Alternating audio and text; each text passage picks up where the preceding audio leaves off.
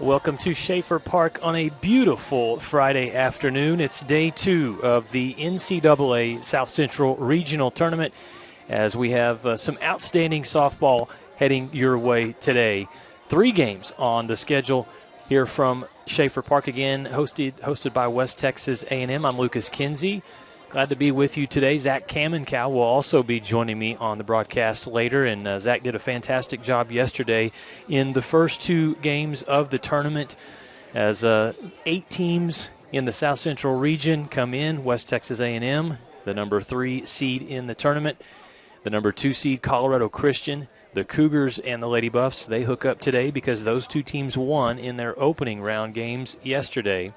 As the Lady Buffs will look at the scoreboard from all 4 games, 2 games played here in Canyon, Texas, and 2 that were hosted by UT Tyler. As we look first there, you see St. Mary's and Colorado Christian. That was the second game, 3-2. What a ending that was, as Colorado Christian was able to get 2 runs, a walk-off in the 8th inning to bring home a run, and eventually win that one in a close game. West Texas A&M, a 6-run victory yesterday over a gritty Cameron Aggies squad, 11-5 the score there. On the other side of the bracket, UT Tyler, the number 1 seed, one of the top teams in the country, with a 7-4 victory over St. Edwards. And then it was all Oklahoma Christian, 9-1, as they defeated the Lady Shaps. Oklahoma Christian will hook up against UT Tyler today. Again, a double elimination tournament bracket. And so both of these teams you're going to see here in this first game today, winners. There's the big picture looking at the entire bracket as they'll play this weekend, and then teams will move on and play next weekend as well. It is postseason softball, the playoffs. It doesn't get any better than this. You get into the dance, you get into the tournament, and you've got a chance. We've had really some great following from all of these teams this weekend already. Yesterday, Colorado Christian fans, the Cameron Aggie fans, and also St. Mary's making the trip to Canyon for the tournament. We'll look at specifically with these 2 teams, West Texas A&M and St. Mary's. And West Texas A&M yesterday in the 11-5 victory over Cameron. It was a lot of offense. They scored 2 runs in the first, a run each in the second and third innings, and then exploded for 4 runs in the 5th, 3 runs in the 6th inning. As there's a look at some of the Lady Buffs. One of the big stars from yesterday was Gabby McConnell, number 10, the second baseman. She went 3 for 4, scored 3 runs, drove in a couple of runs as well, and it was a offensive party yesterday for West Texas A&M. Ruby Salzman, a couple of RBI. She was 2 for 4. Madison Johnson had a great game as well, and so did Brittany Rufus, going 2 for 3 on the other side for Colorado Christian. Not an offensive juggernaut of a performance, but it got the job done, as Colorado Christian is 56-4 overall, an outstanding record for the Cougars. But they used pitching and defense to take care of St. Mary's, as the pitching performance from Callie Crandall, she went 8 innings, allowed just 6 hits, 2 earned runs, and in the process did not really have any control issues in facing 33 batters. It was an outstanding job for Crandall. 29-2 overall record for her. And we'll talk more about Callie as the game goes on. But for Colorado Christian, they're number 7 in the country. West Texas A&M, the Lady Buffs, they're number 9 in the Division II poll. So we got a top 10 matchup for you today. Umpires discussing some things there as before the starting lineups will get announced. And then we'll get you ready for the softball. Again, 3 games on the schedule today. This one, West Texas A&M and Colorado Christian. The second game, that'll be an elimination game between Cameron and St. Mary's. So the loser of that game will be out of the tournament. Way it will work here is the winner of this game will get a little bit of a breather, a little bit of a break, and the loser of game 1 will turn around and have one more game later today, that 3rd game, and that will be an elimination game as well. The RMAC and the Lone Star Conference squaring off here in this one. And we'll look first at the visitors for you, West Texas A&M. Let's talk about Madison Johnson. I mentioned that she had a big game yesterday, the senior for the Lady Buffs, the shortstop, the dependable player that already has a national championship ring to her resume. How about a 3-for-4 performance with 4 RBI? And you look at what she's done this season. She's known for her defense. I mean, she's one of the best shortstops in the country, but she's picked up her offensive production this year. 18 doubles, 7 home runs, driving in 35 runs and a third-team All-LSC selection. MJ, as they call her, the shortstop, poised for another big performance. It was interesting, as public address announcer Wade Gross just announced, Lady Buffs are the visiting team today, so they go over to the visiting dugout, which will be different for them, as obviously in Schaefer Park they're used to being on over on the home side. But when you host the NCAA tournament, you go by the rules of postseason play, and that has Colorado Christian as the home team, designated home team, so they will be in the home dugout here at Schaefer Park. We're glad to have you with us today on NCAA.com and the Lone Star Conference Digital Network.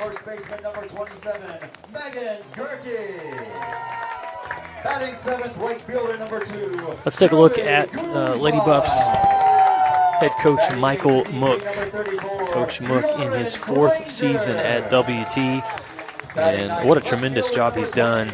Already a national championship back in 2021, coming over from Valley City State. And one of the things that Coach Mook has done such a good job of is recruiting.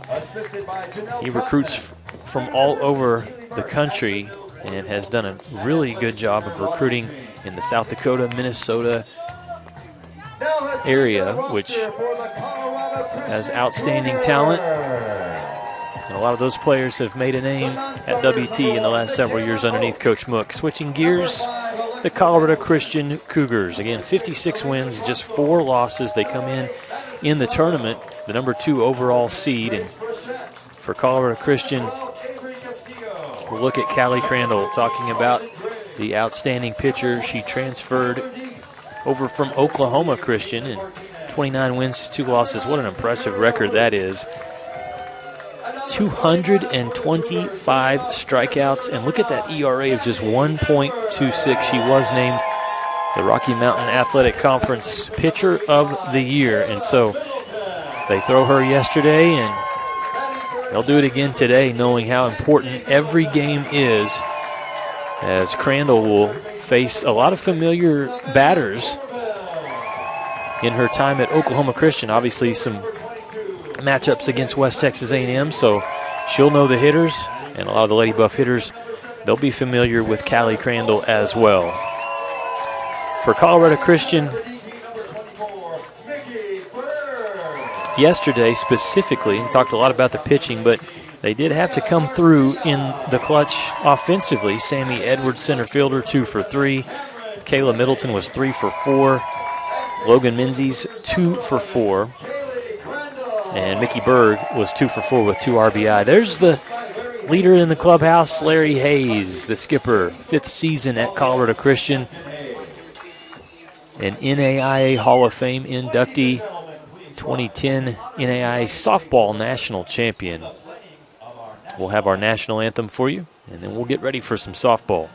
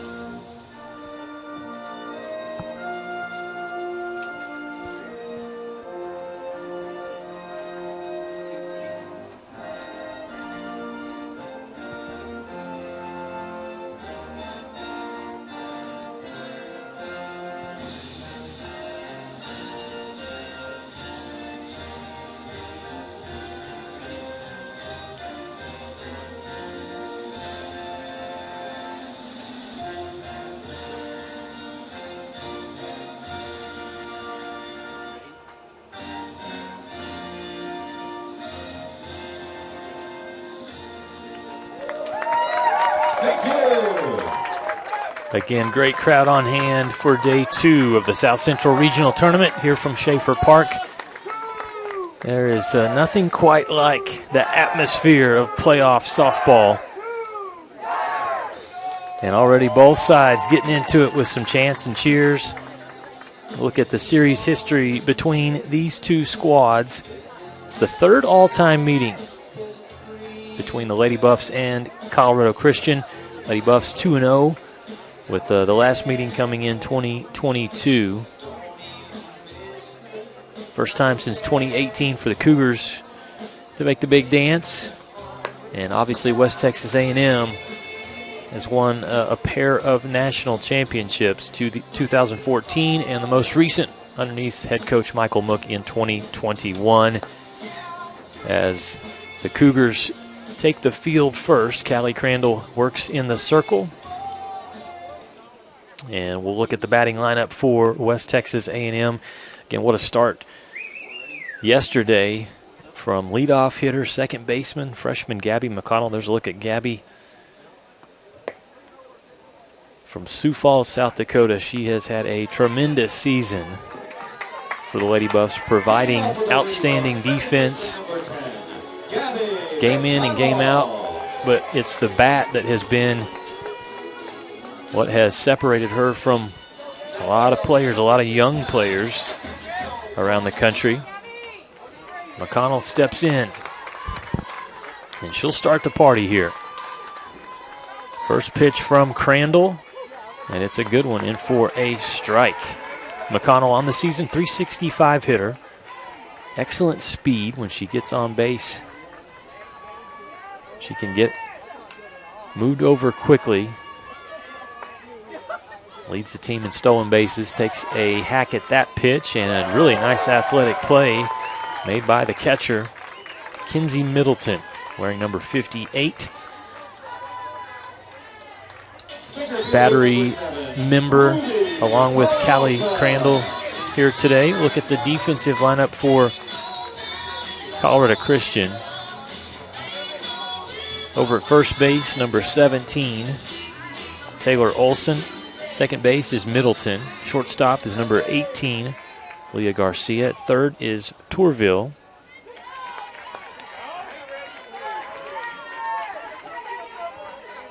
That's Savannah Tourville. In the outfield from left to right, left fielder Quilling, wearing number 7.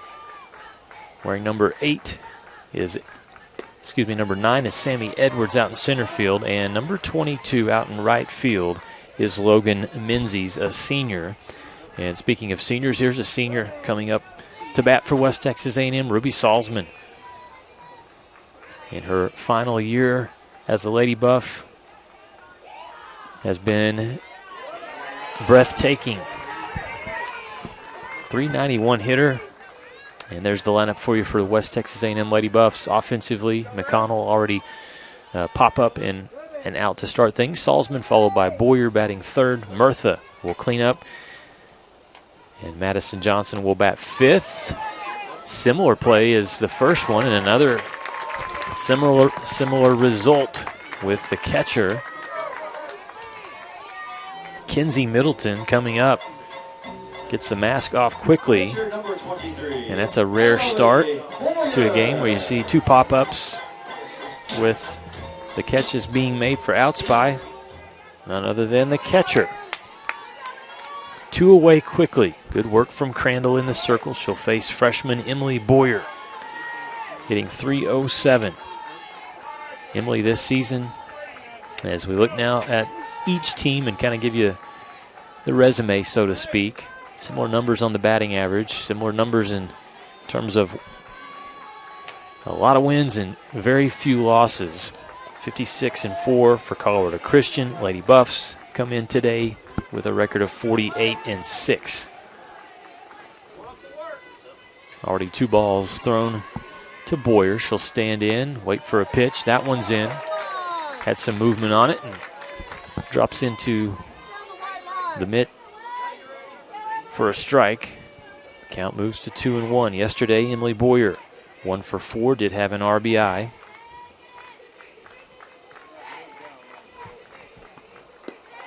And she'll watch that one low for ball 3. Boyer named the Freshman of the Year in the Lone Star Conference. Also an all-LSC performer in just her first year wearing a Lady Buff uniform. Takes a check swing there and it fouls off. She has been an imposing player, no doubt. Making her way to Canyon from Harrisburg, South Dakota. Count has run full now as Crandall's battled back. Top of the first inning, and that ball is crushed. Boyer drops it out into center field, and she is quickly over to second base with a stand-up double.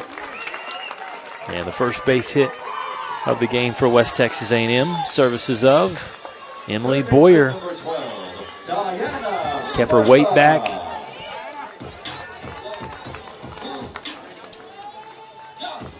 And put everything into that pitch.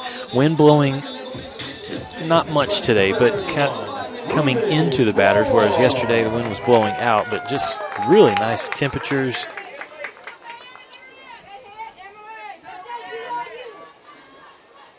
Right now 73 degrees and a high today of 86 in the Texas Panhandle. Glad to have you joining us here on NCAA.com and the Lone Star Conference Digital Network. Lucas Kinsey with you.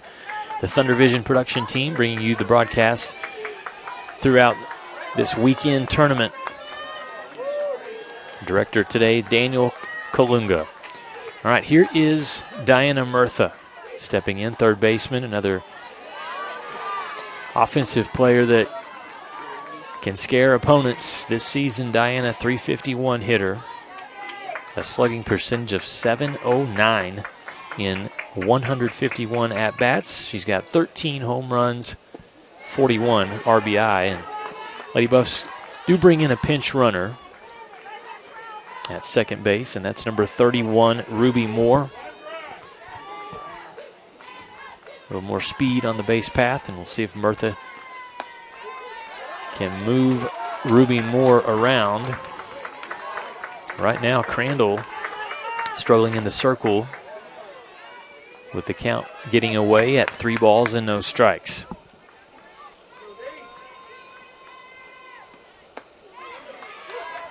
Good pitch in for strike one, and now Murtha turns, looks to her head coach, Michael Mook. Good count here for the third baseman from Summerlin, Nevada. That one's low. So a walk for Murtha, and the Lady Buffs trying to produce a run here with 2 outs. Shortstop number 17, Madison Johnson. And we'll see if Madison Johnson can stay hot again. Yesterday, one of the star players for the Lady Buffs, going 3 for 4, driving in 4 runs, a couple of doubles for Madison. And she takes a good swing at that first pitch. It's fouled down the third base side.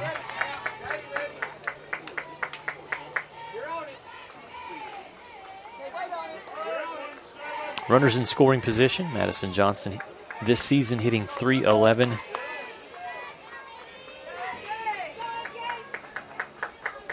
You get into the NCAA tournament, these situations are crucial. You don't want to leave runners on base.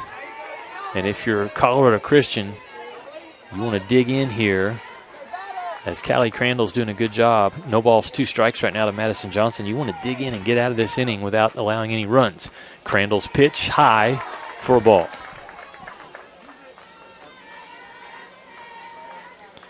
First of 3 games coming your way today. The second one will feature Cameron and St. Mary's in an elimination game for those 2 teams.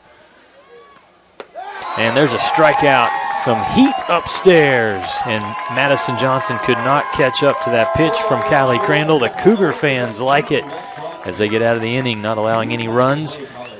1 hit for West Texas A&M, no errors defensively. We'll take a timeout. Look at this last pitch here from Crandall. Got her to chase, and a strikeout. No score. We're back with more softball here on the NCAA.com and the Lone Star Conference Digital Network.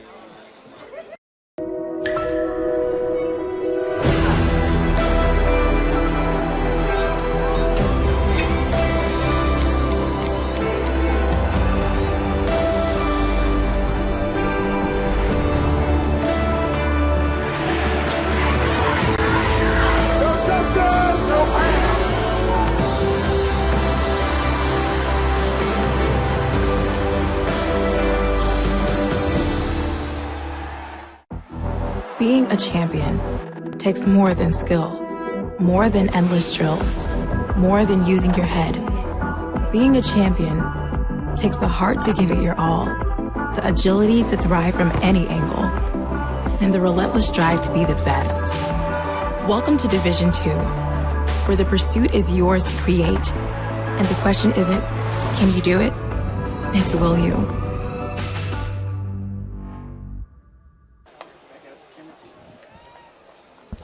Welcome back to Schaefer Park as we move to the bottom of the first inning, day 2 of the NCAA South Central Regional Tournament. And Emily Boyer with the only hit there in the first inning for the Lady Buffs, and she will start in the circle today, getting the ball and getting a look at this Colorado Christian lineup. We'll look at the batting order for the Cougars as they lead things off with Sammy Edwards, center fielder. The lefty watches the first pitch from Boyer. Upstairs and outside, ball 1. So Edwards to lead things off, followed by Middleton, Kayla Middleton, and then Kinsey Middleton back-to-back. Torville will be the cleanup hitter. Menzies bats 5th, followed by Olsen, Berg, Garcia, and Quilling.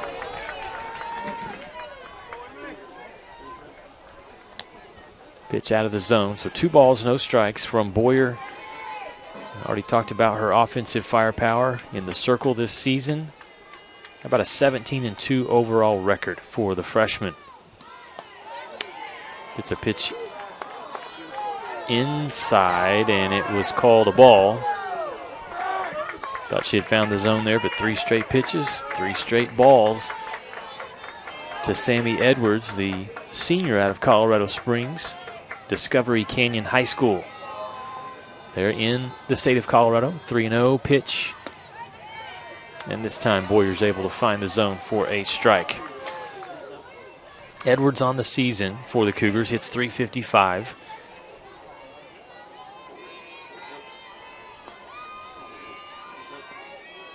.24 RBI. And she watched that one out of the zone, so a leadoff runner here for Colorado Christian. Second baseman, and a great start for the Cougars. Edwards yesterday went 2 for 3 at the plate. Does have 5 stolen bases on the season, so we'll see what the Cougars do as number 85, Kayla Middleton, junior from Golden, Colorado, up next. Squares to bunt, and it's fouled back behind her.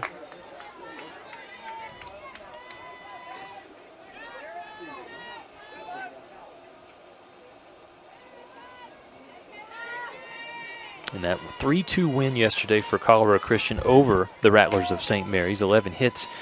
They did leave 9 runners on base. Again, that game went to 8 innings, and the Cougars scored 2 runs in the bottom of the 8th to take the 3-2 victory. That pitch from Boyer inside for a ball. On the season, Kayla Middleton, a .363 hitter, slugging percentage of .600.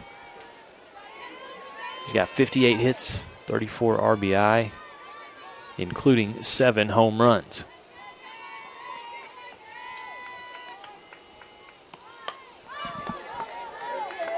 Good fastball that Middleton couldn't catch up to, so a couple of fouls and a count now at 1-2.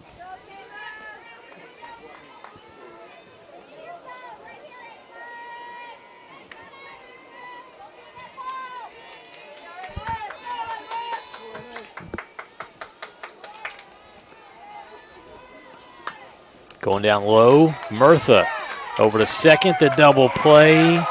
No, good hustle down the base path as the Lady Buffs get the lead runner out at second base. Kayla Middleton is safe at first.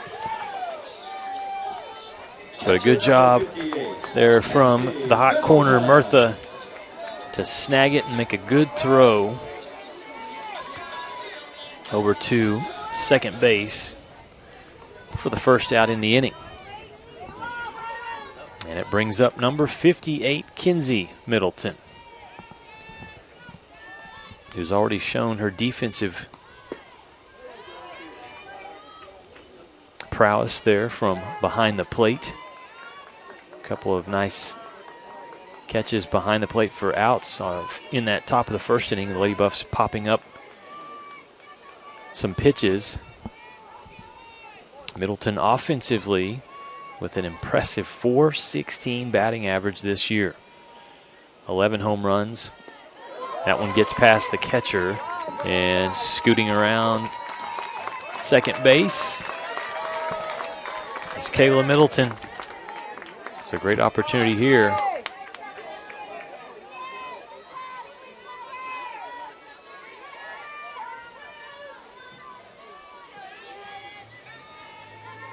For sister Kinsey to potentially drive in Kayla, who's on second. 2 balls, no strikes. 1 out. Pitch from Boyer had some movement on it. This pitch hit high out into center field. Salzman tracks it down.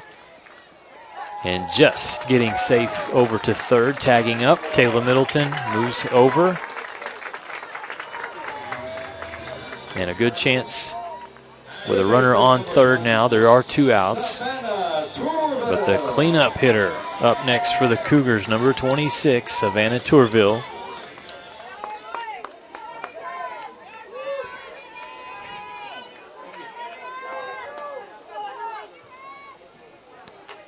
Tourville, a .329 hitter. Really impressive 14 doubles. He's only struck out 7 times this year. And with runners in scoring position, hits .288. With runners in scoring position and 2 outs, which is exactly what she has right now, she's a .358 hitter. She's pretty clutch. Boyer with a really good pitch, evening the count at 1-1.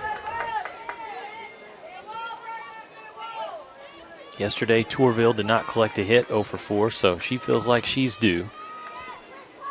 No score. She can change that with a base hit here.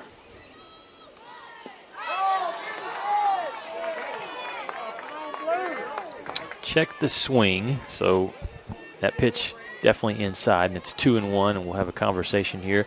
Lady Buffs defensively, as Braylon Booth comes out to visit with Emily Boyer in the circle. So Booth behind the plate today over at first base, Megan Gerke. Second baseman Gabby McConnell. Over at shortstop, Madison Johnson. Diana Murtha, who's a part of the conversation right now, third baseman. And your outfielders, Brittany Rufus out in left field, Ruby Salzman in center, and Julie Guzman out in right field. And that is a veteran crew out there in the outfield for the Lady Buffs. Rufus and Salzman, both seniors, and Guzman, a junior, and she's been a part of a lot of big games for West Texas A&M over her career as well. All right, we'll see if the conversation helps Boyer. Tried to paint the corner on the inside and just missed, so it's 3-1 to Tourville. If Tourville can draw a walk, on deck is number 22, Logan Menzies. And that fastball was low. So some control issues here in the bottom of the first. A couple of walks from Emily Boyer. There are still 2 outs, so for the Lady Buffs, you just need 1 out. Get out of this thing, similarly to what Colorado Christian did with the Lady Buffs stranding 2 runners in the top of the first. But the Cougars, they would love to bring some runs home. We'll see if Menzies can do that. Good power on the fastball there for a strike. Menzies, a right fielder today, wearing number 22, out of Harper, Texas. Originally played at Vernon Junior College before transferring to Colorado Christian. And wow, that was a pitch that moved maybe 2 or 3 times. That was hard to track there for Menzies, and it's in for strike 2. So she's got to dig in now with runners on the corners and 2 outs, no score. Little low, good scoop by Booth.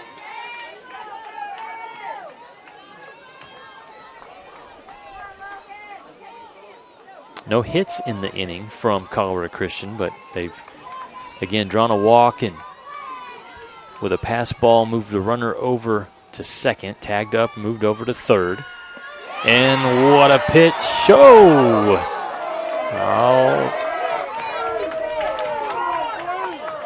Thought that one was in the zone for strike 2, but it's called ball, so 2s across the scoreboard. May have been a little low.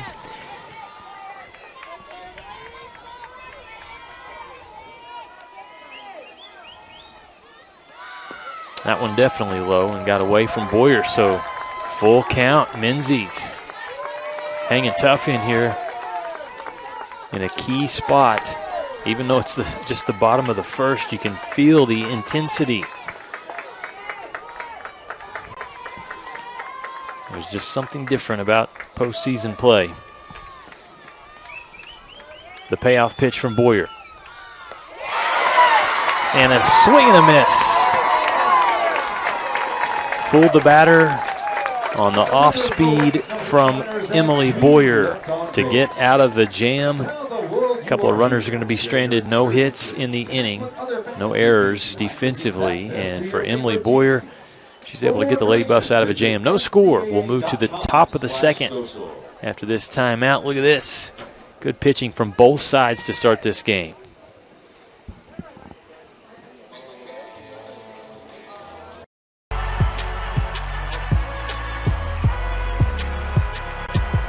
Number 32, Kyle Hornsby. Inside the 30, touchdown. Michaela burns it. An incredible finish by Hall. The NCAA and its member schools offer nearly 500,000 college athletes a path to go pro in something other than sports. Learn more at ncaa.org. In life, things aren't scripted. If you're an athlete, we need people like you and translate those skills to officiating. You can get a lot out of it. It happens in every town, in every game. We never have a perfect game, but the rewards always outweigh the negativities.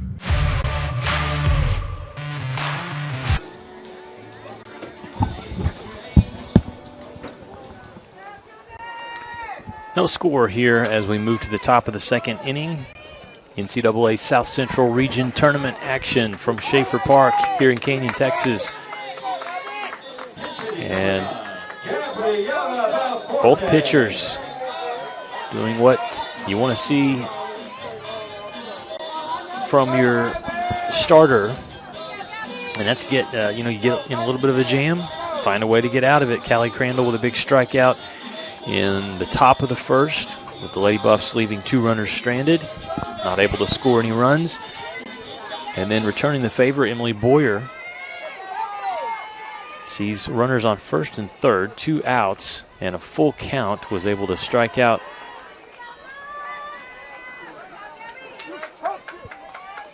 Logan Menzies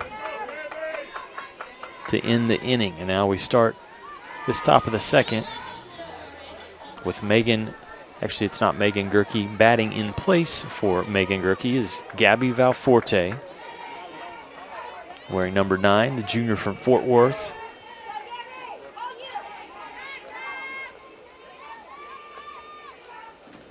3 home runs this season for Valforte. And in the leadoff spot, really good. Hits .444 this year.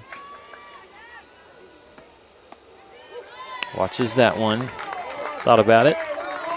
Didn't swing, and it was in for a strike. Callie Crandall in an impressive 25 wins this season. 29 and 2. Picking up her 29th yesterday. Big swing, maybe a little early from Valforte, and it's fouled off behind the press box.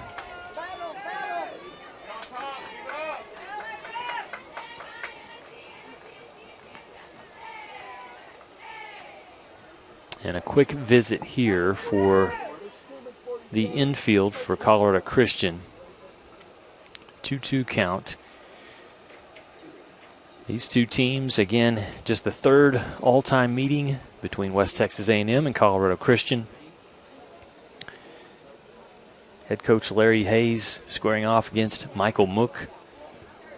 As there's a look at Coach Mook right there giving instructions to Valforte.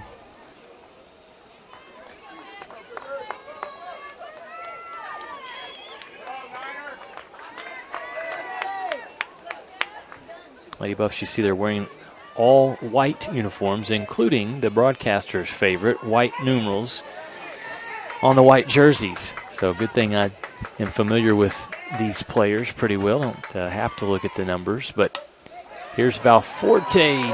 Not enough mustard to be able to pull that one out into the outfield, and a good snag for the first out. Give credit there to the shortstop, number 18, Leah Garcia. Leah, a local product, freshman out of Amarillo, Texas. Played her high school softball for the Randall Lady Raiders. And she's helped her team right there, catching the first out here in the second inning.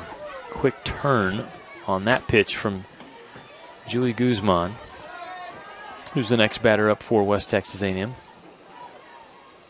Yesterday in the 11-5 victory over Cameron University, Julie went 1 for 3, scored a run. She's got some wheels. She got on base, 15 stolen bases this season for Guzman, and a total of 33 runs scored. Crandall misses on that pitch, and the count is evened.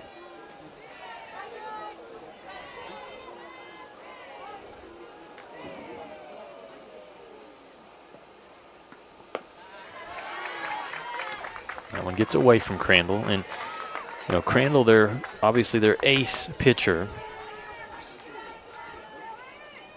and she's showing toughness going back to back here today. After yesterday, she threw 8 innings, total of 110 pitches.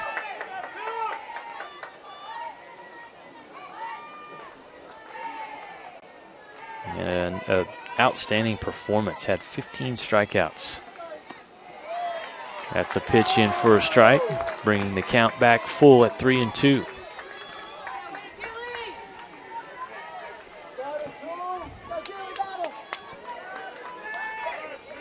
Buff Nation crowd encouraging Julie to battle here. No doubt she will.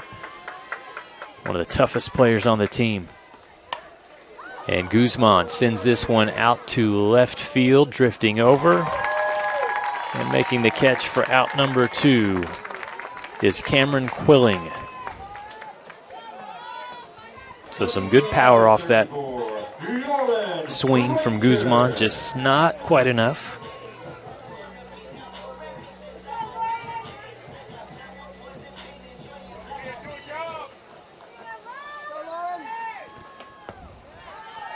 And it brings up with 2 outs and nobody on. Number 34, Lauren Granger, freshman. And she'll be the designated player in the lineup today. Watches a pitch for a ball and then watches that pitch for strike 1. Granger one of many talented freshmen on the roster. She's from Minnetonka, Minnesota. 5'7" catcher. Good hack at that one, and it's fouled back.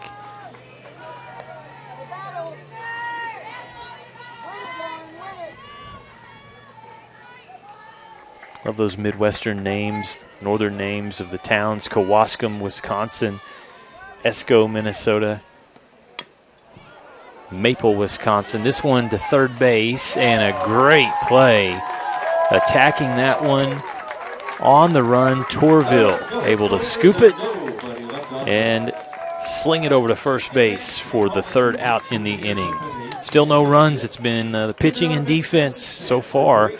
As we move to the bottom of the second, no score between Colorado Christian and West Texas A&M. You're watching NCAA Tournament Softball here on the Lone Star Conference Digital Network. NCAA expresses our gratitude to our corporate champions and partners.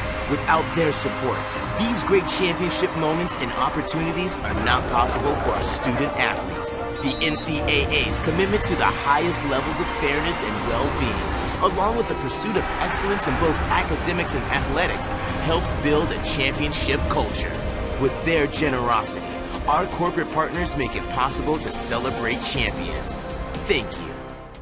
In NCAA Division II, community engagement is an initiative at all 25 national championships because student-athletes want to give back while competing for a national title.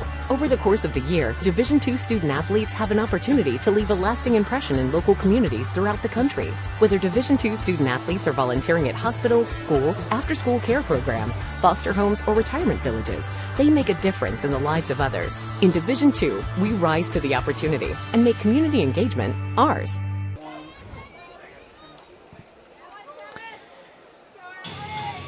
In the bottom of the second inning, no score, only one hit between the two teams to this point. Colorado Christian, number 2 seed in the NCAA South Central Region Tournament. Lady Buffs, the number 3 seed in the host team. And for some of the fans, when the tournament was announced, the teams were announced, the seedings, and where everybody was going to be going, you're looking at that and you're going, Colorado Christian was 2, West Texas A&M was 3. Well, why is this tournament not being played in Colorado? Colorado Christian did not put in the bid to host, and so West Texas A&M did obviously do so. So it goes to the next seed, and the Lady Buffs host. Obviously, both teams tremendous records. 56 wins for the Cougars of Colorado Christian. Lady Buffs 48 wins. And between the two teams, just 10 losses all year. Umpires discussing something right now, not sure what it is, over toward the Colorado Christian side, over at the first base line. And mentioned a top 10 matchup nationally is Colorado Christian has a number 7 ranking, and the Lady Buffs just 2 spots behind at number 9.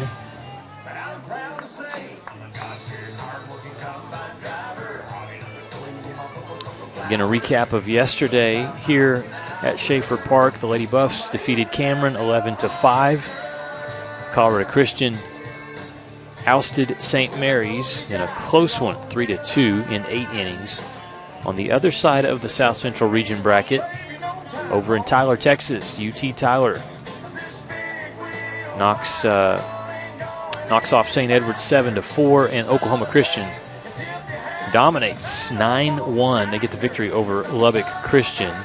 So today it'll be UT Tyler against Oklahoma Christian, and then in the elimination game it'll be St. Edward's and LCU. Our second game today will feature the Cameron Aggies and the St. Mary's Rattlers.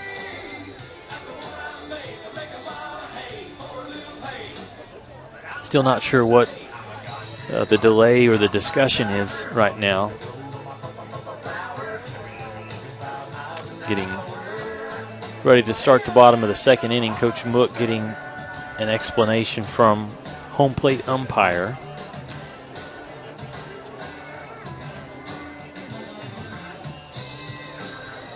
Again, it's different if you're watching this game and your eyes are taking you to the dugouts. At times you're going, hold on, Lady Buffs are in the wrong dugout, but they're not. They're the visiting team here in the tournament today, and so they're over toward the first base side dugout.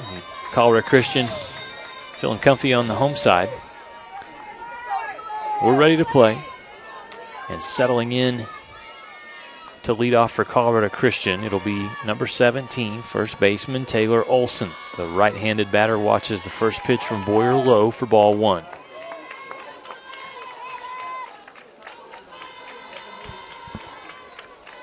Olson, a .315 hitter on the season.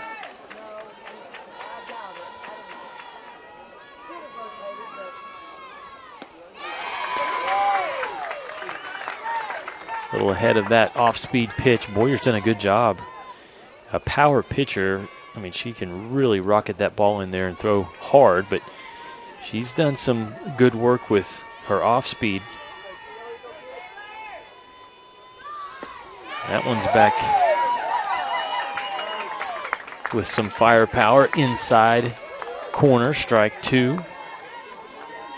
And EB ahead at 1-2. Olson on the season, 45 hits, 30 RBI. And thought about chasing that one outside, but held off. Good eye, running the count even at 2-2.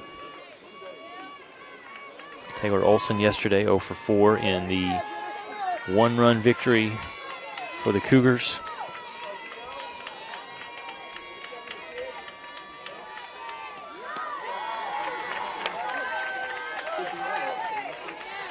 That ball's up high, so it's 3-2. Boyer already a couple of walks. Doesn't want to throw a ball here and let Colorado Christian start the way they did the bottom of the first with a leadoff walk. And that will not happen thanks to another off-speed pitch and a strikeout from Emily Boyer. Sitting down the leadoff batter, Olson. Look at this one.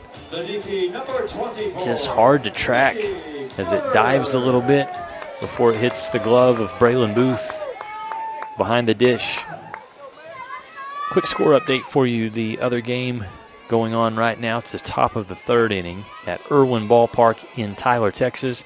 No score between UT Tyler and Oklahoma Christian. That's a 1-4 matchup in the tournament. Tyler with a couple of hits. Oklahoma Christian with one hit, but nobody's scored a run yet, similar to our game here.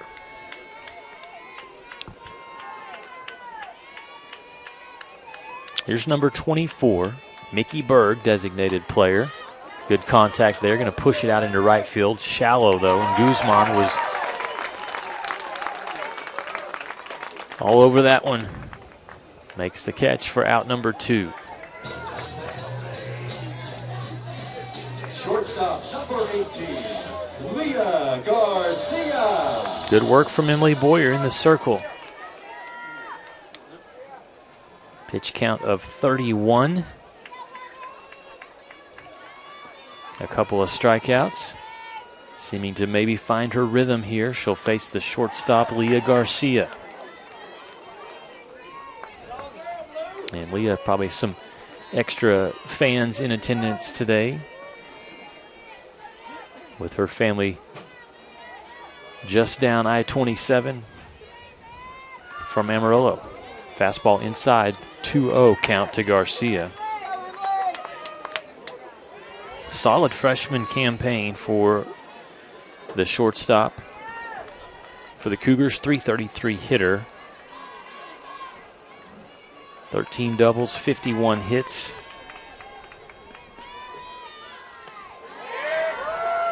And Garcia, really good eye there. She watched that one. It was a little high and outside for ball 3, so she's ahead in the count.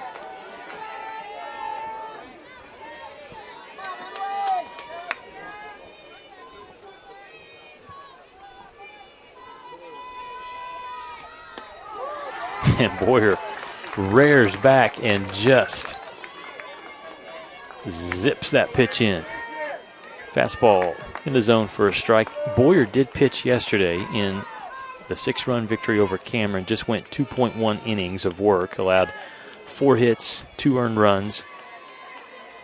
Struck out 2. Garcia swings and hits that one foul.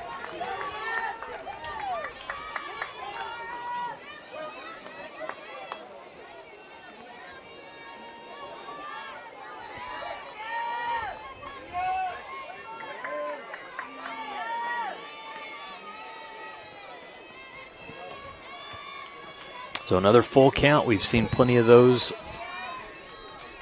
in just 2 innings today. This time it's low for ball 4. Garcia does her job and trots down to first, drawing the walk. For Garcia, her 9th walk this season. And with 2 outs, we may have a change here. Looks like we're going to see coming up to bat, number 1, Michaela Oakes out of Tuttle, Oklahoma, 5'5" junior that will bat in place of Cameron Quilling.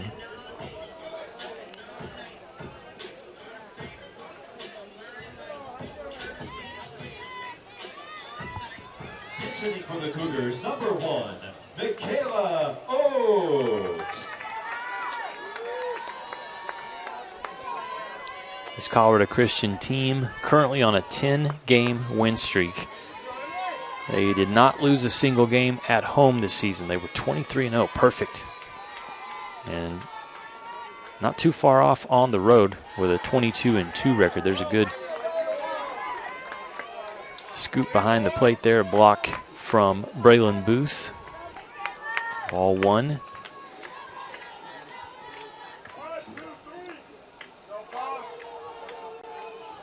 The Cougars dropped their first 2 games of the season against Cal State San Marcos and Biola University out in California, and then they went on a tear.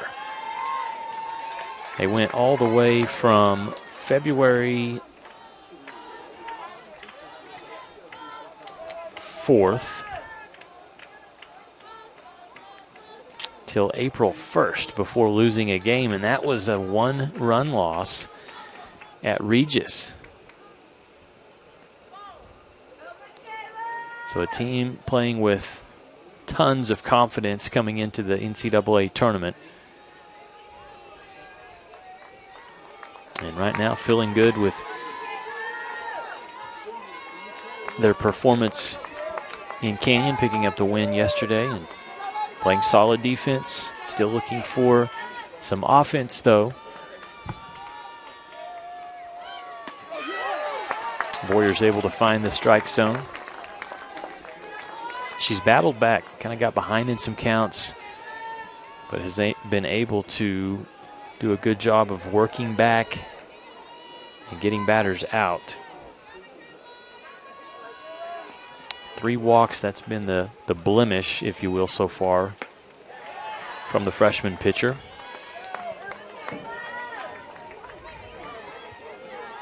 And right now, Oakes content to watch these pitches, and she's going to force Boyer to throw her a strike. 3 balls, 1 strike, 2 outs. The runner on first base is Leah Garcia.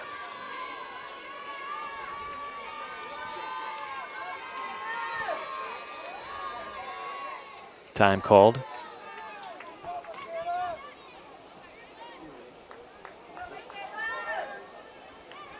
Give me a chance to mention your umpires for this first game today. Behind home plate, George De La Cruz. Over at first base, Ken Rice. And your third base umpire is Corey Carter. That pitch low. Runner gets down to second base easily. And it's ball 4, so it doesn't matter. And the 4th walk for Emily Boyer. Now she's got to be careful because there are 2 runners on base now.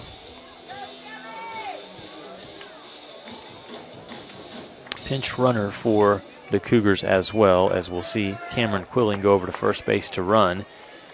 And they're back to the top of the order. The Cougars with number 9, Sammy Edwards. And this top of the order, some heavy hitters. 355 average for Edwards. Middleton sisters hit 360 and 413. And then Torville, the cleanup hitter, at 329. Boyer doesn't want to get that far. She wants to get an out and get out of this inning. First pitch, outside corner strike.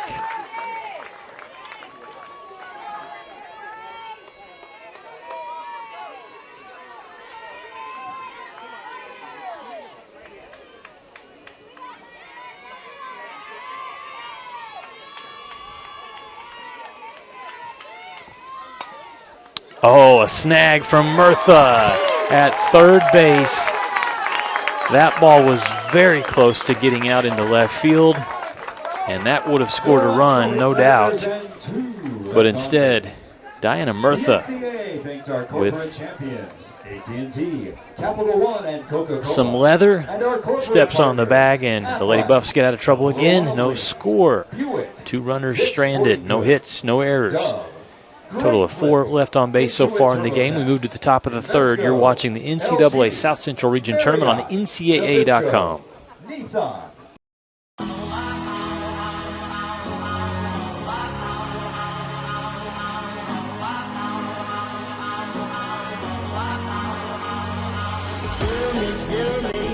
Tell me what it is that you need. 'Cause I think I'm onto something. 'Cause I feel the good times coming.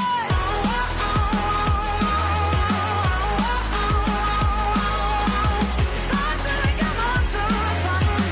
'Cause I feel the good times coming.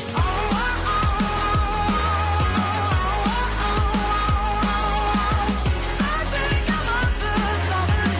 'Cause I feel the good times coming. Tell me what it is that you need.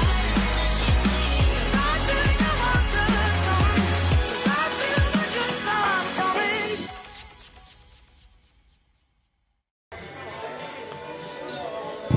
A beautiful day here in the Texas Panhandle, Schaefer Park, the site of the NCAA South Central Regional Tournament. The 4 teams playing in Canyon this weekend, Lady Buffs and the Colorado Christian Cougars. They're the 2 winners from yesterday. One team will draw a first loss of the weekend after this one. The other will move to 2-0. Right now, no score. It's been excellent defense, solid pitching. Brittany Rufus to lead things off for West Texas A&M, and she'll watch the first pitch low and outside for a ball. Following this game, it'll be elimination game time for Cameron and St. Mary's. Crandall's pitch again outside. Callie Crandall in the circle today as she works into the 3rd inning. 36 pitches. Has only allowed 1 hit. Went back inside, and did Rufus swing the bat? No, she got it back, and so 3 balls, no strikes.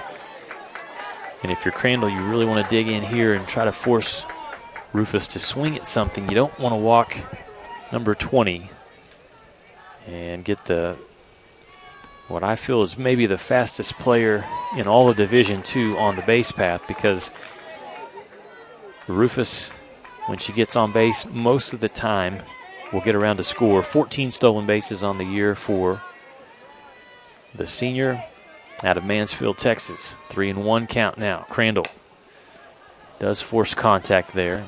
She seems to be working that inside part of the plate to the left-handed batter, Rufus. Brittany was outstanding yesterday for West Texas A&M. A couple of hits in 3 at-bats. Drove in a couple of runs as well. And Rufus, this past week, along with Kyra Lair and Ruby Salzman, named to the All-Region team. Emily Boyer also a second-team All-Region selection.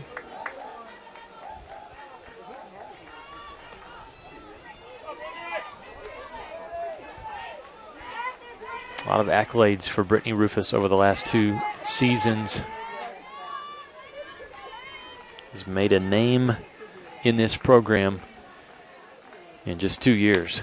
She'll slap this one over to first base. Handled nicely by Olson to collect out number 1 for Colorado Christian. So it's exactly what Crandall had to do. She had a 3-0 count to Rufus and just dug in, found a way to force Rufus to swing the bat. Ball put in play, and Colorado Christian continues to play this solid defense against a very talented offensive team in West Texas A&M. Back to the top of the order with Gabby McConnell, the freshman, 0 for 1 today.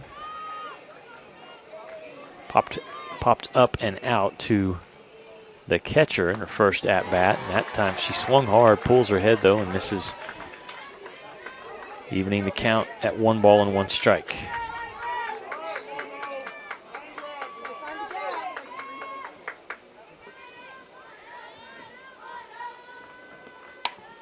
This one will get through as McConnell, solid contact. And not really one that Torville had time to get a glove on. That time the head stayed down, right on the ball, and now a speedster on the base path over at first. McConnell mentioned she leads the team with 22 stolen bases.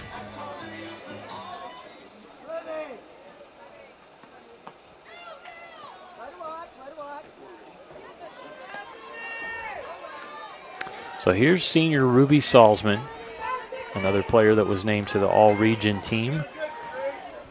And her accolades, it's like you need 4 pages to get through all the awards that she has collected over the years. She's going to pop up here, though, in foul territory, and an easy play for Colorado Christian. Third baseman, Torville.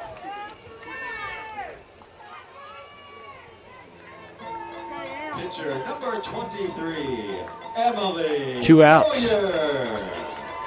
The only player until McConnell had pushed her hit out into left field. The only player that had collected a hit to that point was Emily Boyer, and she's back up again. That pitch way out of the zone, close to hitting the batter, but it'll be 1 ball, no strikes. Boyer, a double back in the first.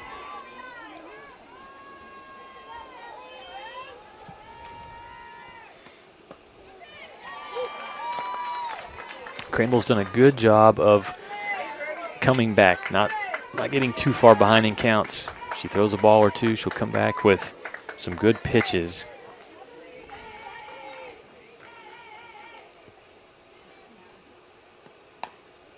Oh, Boyer fouls that pitch straight off of her leg, and she's going to walk off here and try to collect herself. That hurt. That came straight down. And you can see she wears that brace down on the left shin. That hurts. One more time on the replay. And that did it. It went off the knee. Came straight down off the inside part of her knee. So we'll see some toughness here from the freshman all-region player.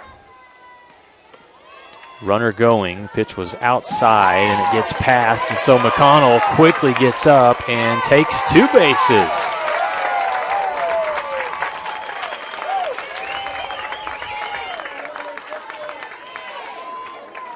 A little greedy today out there on the base path, Gabby McConnell.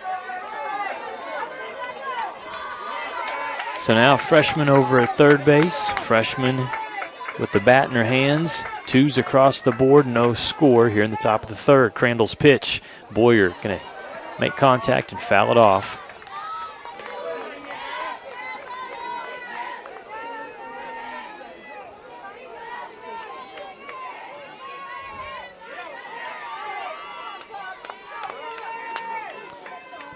Big spot here. Pitcher versus pitcher in this one, and that ball drifts outside just a bit, so it runs full.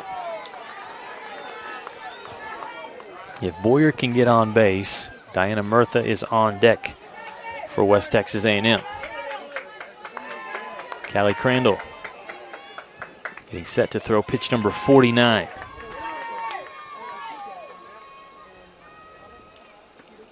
And Boyer hits this one out of here.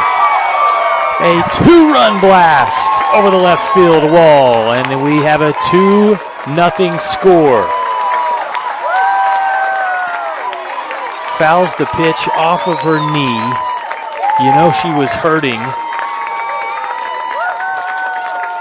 her teammate McConnell moves over from first to third base. And in the end, a pitch goes over the fence, and just like that, West Texas A&M with a 2-run lead.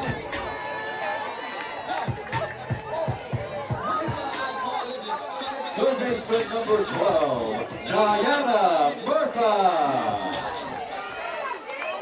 And you talk about playoff atmospheres and young players, and they're going to. Is the pressure going to be too high? Is it going to be too much? McConnell, awesome yesterday for the Lady Buffs. Just delivered every time she came up to the plate. 3 hits, scored 3 runs, drove in 2.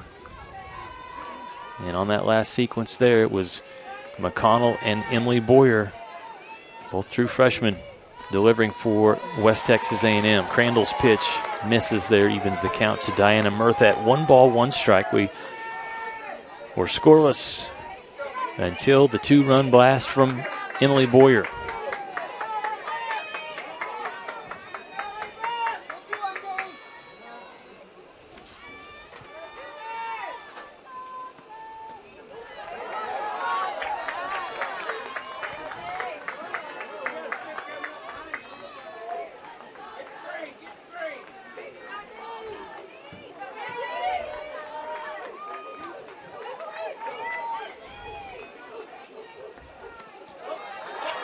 Good eye there, and so it's now 3-1, and Crandall will step back, take a deep breath. Knows she's got to work here, but got to be careful because Murtha, just like Emily Boyer, a lot of power with number 12 up at the plate, and that pitch is low and inside. A walk drawn.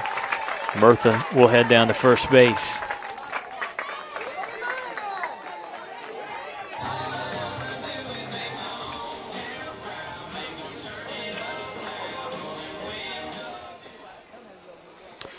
We'll have a conversation here and see if there will be a pitching change or if they're just going to talk about how they want to throw against Madison Johnson, who's next up here for West Texas A&M. 2-0 score, top of the 3rd inning.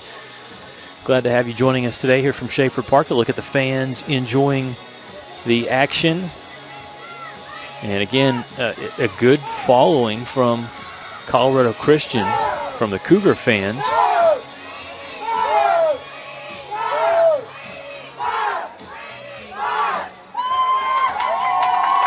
Some good interaction there between the Lady Buff dugout and the home fans.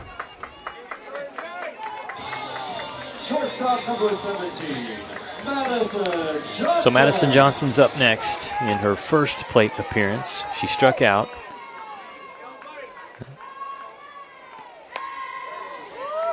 Some power off the bat there, but that's going to go foul out into the bullpen.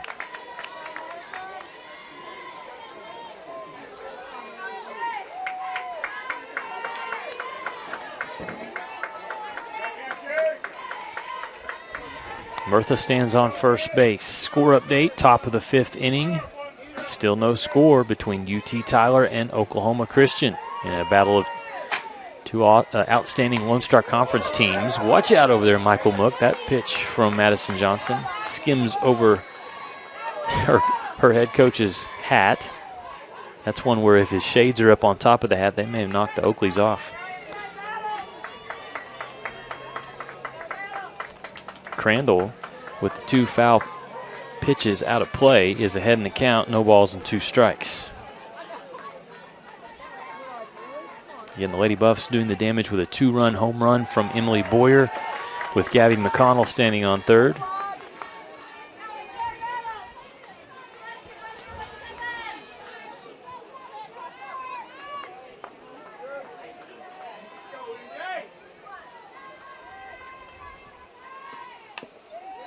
Kind of lunging at that pitch, but staying alive, making contact.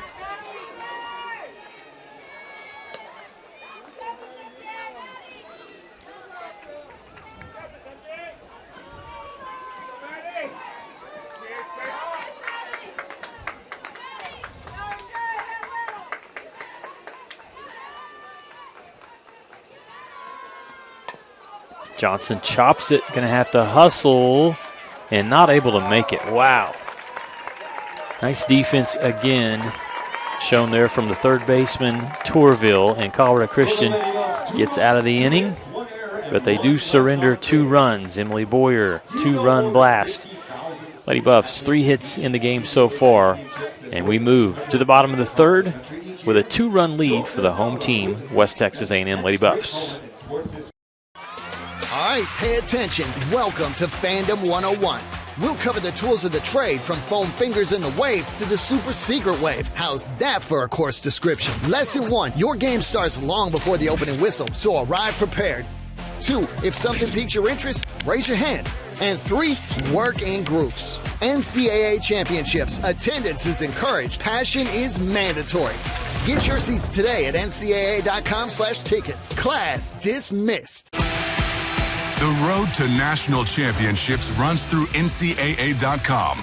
And whether you follow one college team or all of them, it's never been easier to get the content you want all in one place. With live broadcasts of multiple championships across all divisions, with exclusive access. This is your ticket to the NCAA tournament. And highlights for every single championship. Stay in the game all season long with NCAA.com, the home of college sports. You just got to love the NCAA softball tournament action. Every pitch, every defensive play, every swing of the bat. So important, and a 2-0 lead for West Texas A&M as it was a 2-out, 2-run home run from Emily Boyer to get the Lady Buffs on the board. We'll see if Colorado Christian can respond offensively. It's Kayla Middleton up first here, leading things off for the Cougars. Middleton, again on the season, a .360 hitter. She reached on a fielder's choice in the first inning. But 58 hits, 34 RBI. 7 home runs for Middleton this season. Boyer tries to drop one in and does. For a strike.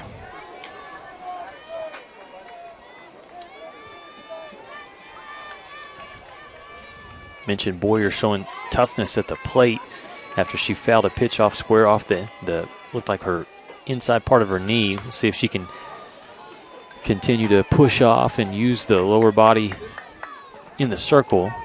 Just as important.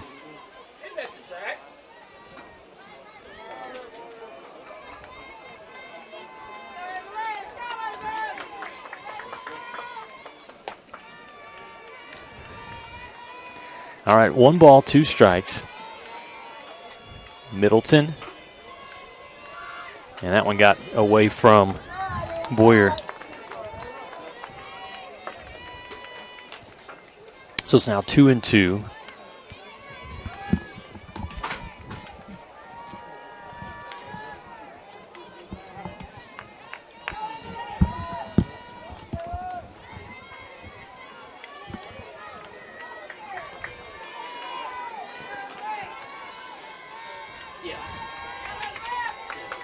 All right, leadoff batter here.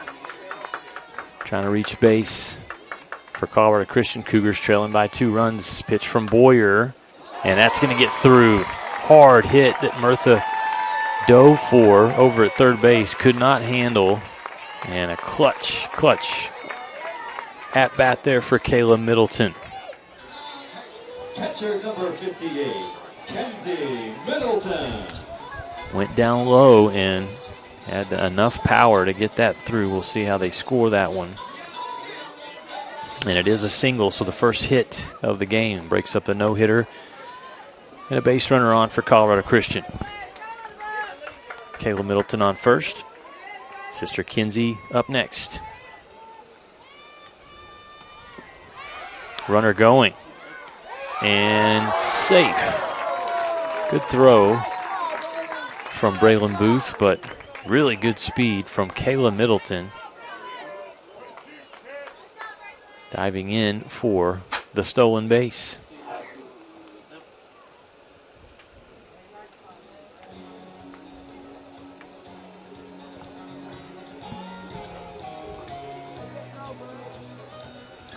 They're checking on Middleton. She was a little slow to get up after the stolen base, and so we'll check on her, make sure she's all right.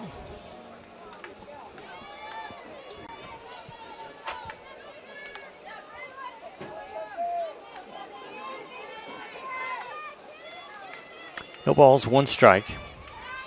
Kind of rubbing that left shoulder a little bit is Kayla Middleton over on second base.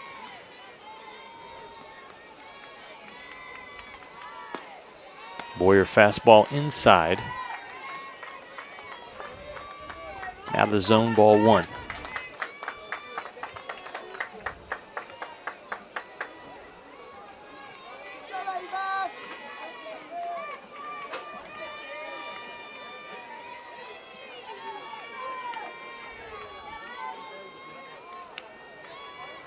And time called. Kinsey and Kayla Middleton out of Golden, Colorado. Kinsey the batter right now, 5'7" junior.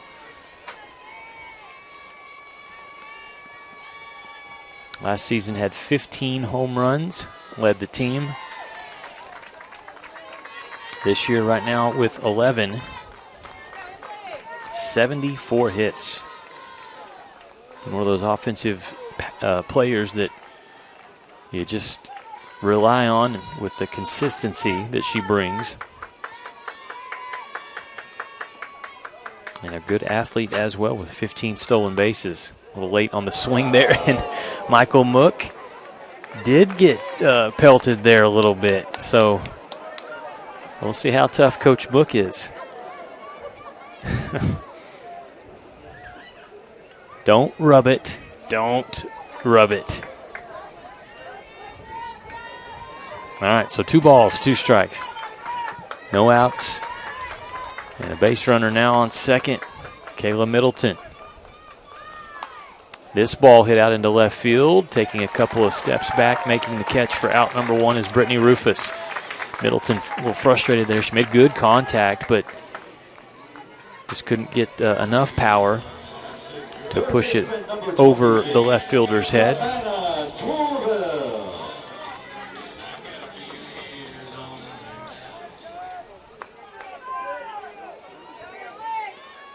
So it brings up next third baseman Savannah Tourville, who has been solid today defensively, making several nice plays in the field for the Cougars.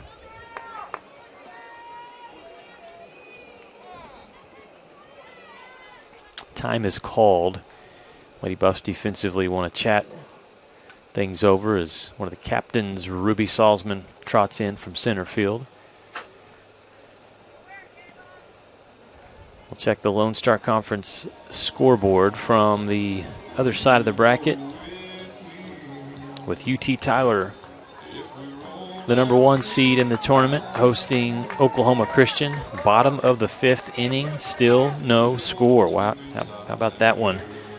We'll keep an eye on that. UT Tyler 4 hits, Oklahoma Christian 1 hit, but no runs have been produced by either side.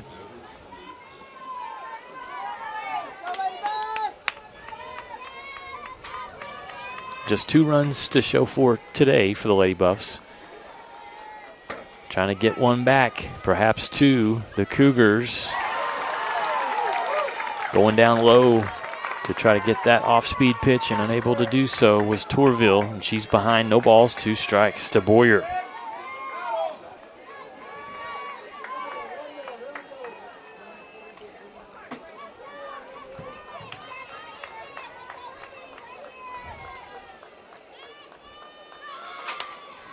This ball hit lightly up in the air, and coming up to make the easy play is Madison Johnson.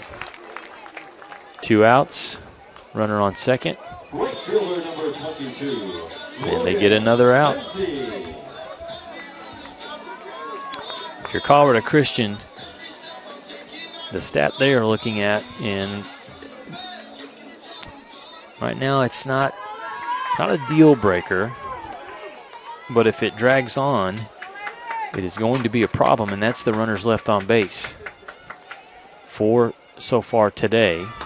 This ball Hit up in the air to second base, and that'll be an out there. Gabby McConnell able to take care of business, and so does Emily Boyer in the circle.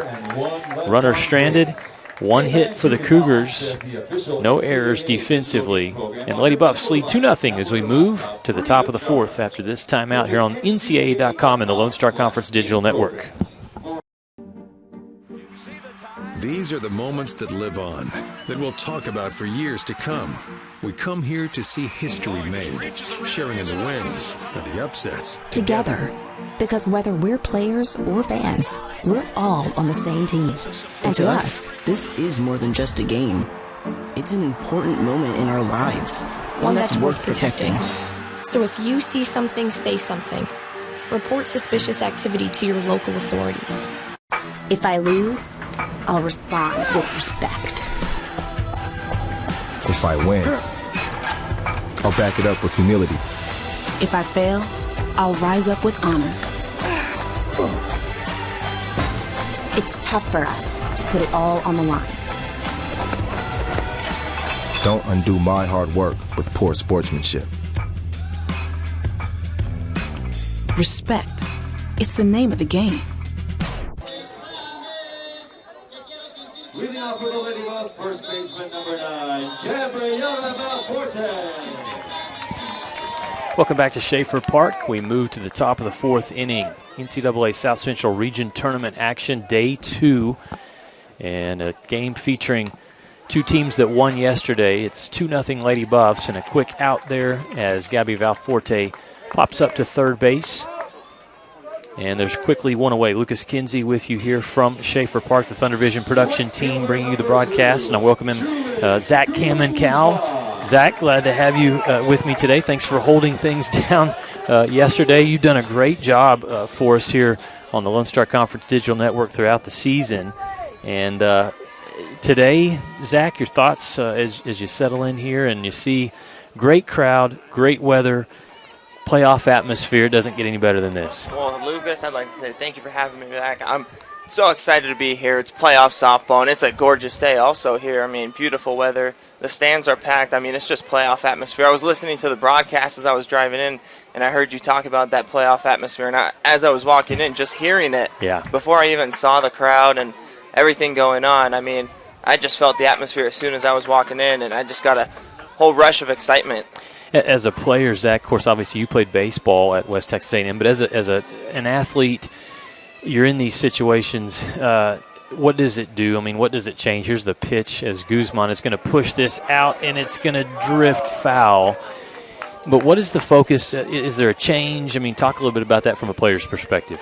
I mean, when it comes to playoffs, anything can happen. I mean, you got to expect the unexpected. You know, when I was back in high school, I was on a pretty good playoff team every year. We lost back-to-back years in the championship in high school, and so our coaches would always tell us strange things happens at playoff time. Okay. So you're going to find some odd things that happen. You always got to be ready because any team can take any game. It's one game that changes the rest of the season. There's a great pitch in for a strike. Callie Crandall rings up Julie Guzman, and there's quickly 2 away. Low-scoring game today. Now, yesterday, the games that you saw, Zach, you saw Colorado Christian in a low-scoring game, one that they needed their defense, got enough offense in the end in a 3-2 victory. Lady Buffs scored 11 runs, but, like you said, you don't know from day to day what you're going to get. Here's a pitch, and this one hit hard out into left field. That'll be a base hit for Lauren Granger. Your impressions yesterday from both of these teams, obviously great records, number 2 versus number 3 seeds, but your thoughts on Colorado Christian and West Texas A&M? Colorado Christian really came in being a big offensive team. I mean, big numbers we saw with especially Kenzie Middleton with her Player of the Year numbers. I mean, those were as impressive as Salzman's. I mean, Salzman had some big numbers as well and showing how much of an awesome offensive threat the Lady Buffs were, but the Lady Buffs put together a big performance offensively yesterday. Rufus tried to lay down a bunt there, but it just had too much contact on it, went right back to Crandall. She makes the easy throw over to first base for out number 3. We'll step aside, take a timeout, be back with more here from Schaefer Park. Our score, West Texas A&M leads Colorado Christian 2-0 on day 2 of the NCAA South Central Regional Tournament. In NCAA Division II, community engagement is an initiative at all 25 national championships because student athletes want to give back while competing for a national title. Over the course of the year, Division II student athletes have an opportunity to leave a lasting impression in local communities throughout the country. Whether Division II student athletes are volunteering at hospitals, schools, after-school care programs, foster homes, or retirement villages, they make a difference in the lives of others. In Division II, we rise to the opportunity and make community engagement ours.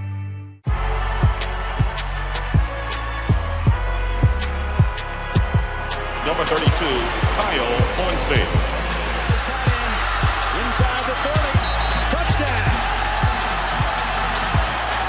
Michaela Burgess. An incredible finish by Hall. The NCAA and its member schools offer nearly 500,000 college athletes a path to go pro in something other than sports. Learn more at ncaa.org.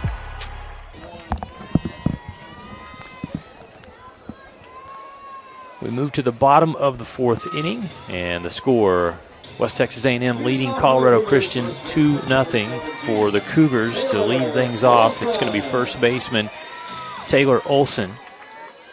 Olson today, a strikeout back in the 2nd inning. Wiggling that bat, looking for something here from Emily Boyer, who has been really good for the Lady Buffs. First pitch in for a strike. Emily Boyer doing great work in the circle, but also she's got the 2 runs on the board there from her bat, bringing in McConnell with the 2-run home run over the left field fence. You've seen Emily throughout the season, just a freshman, but you honestly, as that ball's popped up and Madison Johnson just puts a glove up in the air and snags it for out number 1. If you came in and you're watching Emily Boyer and you didn't know anything about the Lady Buffs and you're just tuning in today, you're scratching your head thinking, there's no way she's just a freshman. No, you're thinking this girl's a 5th-year senior. I mean, you look at her size, not only is she 6'2" and got the build of a power hitter and power pitcher like she is, but she's just got that demeanor out in the circle that shows she's got the confidence in there. And this doesn't look like it's her first time in the playoffs. This ball hit hard up the middle past Johnson. That'll be a base hit for number 24, Mickey Berg, as the 5'4" senior from Las Vegas gets a base hit. Shortstop number 18, Leah. And one of the things with tournament time, you get conferences obviously going against each other. Today it's Lone Star Conference versus RMAC, and these two teams have played, obviously, over the years, but they did not play this season. They haven't played in a couple of years, and so you're not as used to, from what you saw yesterday when the Lady Buffs were playing Cameron. That ball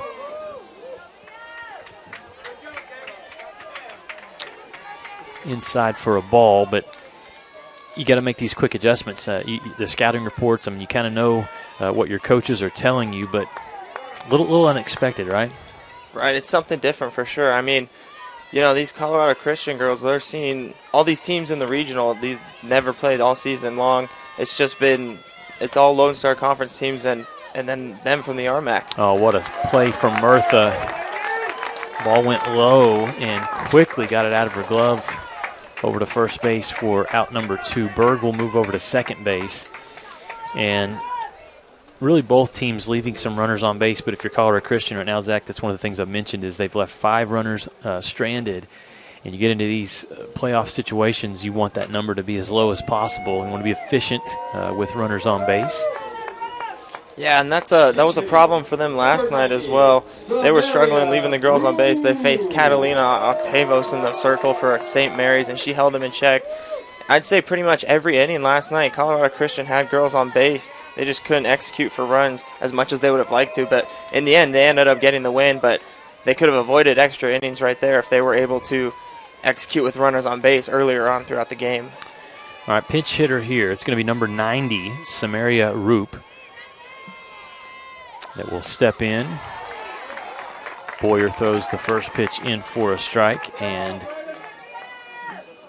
Roop out of El Cajon, California.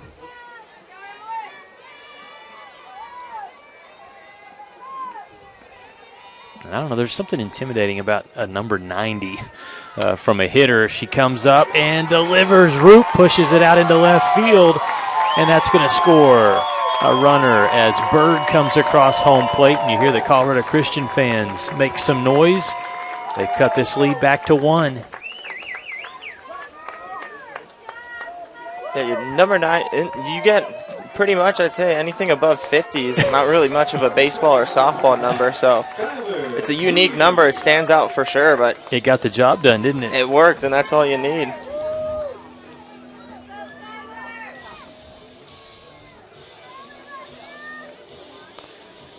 So 8 runners left on base. That's what you were talking about in the game yesterday. But that's where you get the efficiency. You bring a player in. Roop knows what she's got to do, and I mean that is offensive perfection right there. Just trying to change things up right there. Yes. Give a lot of credit there to Roop for coming in and delivering.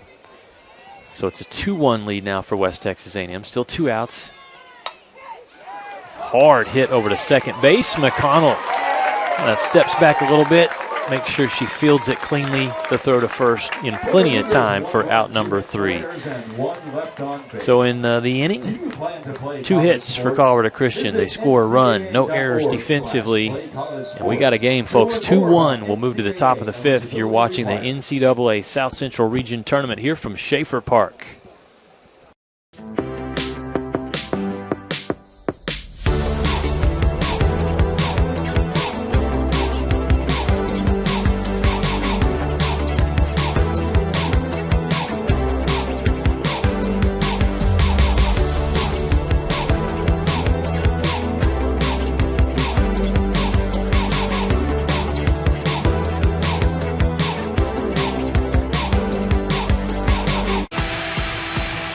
To national championships runs through NCAA.com.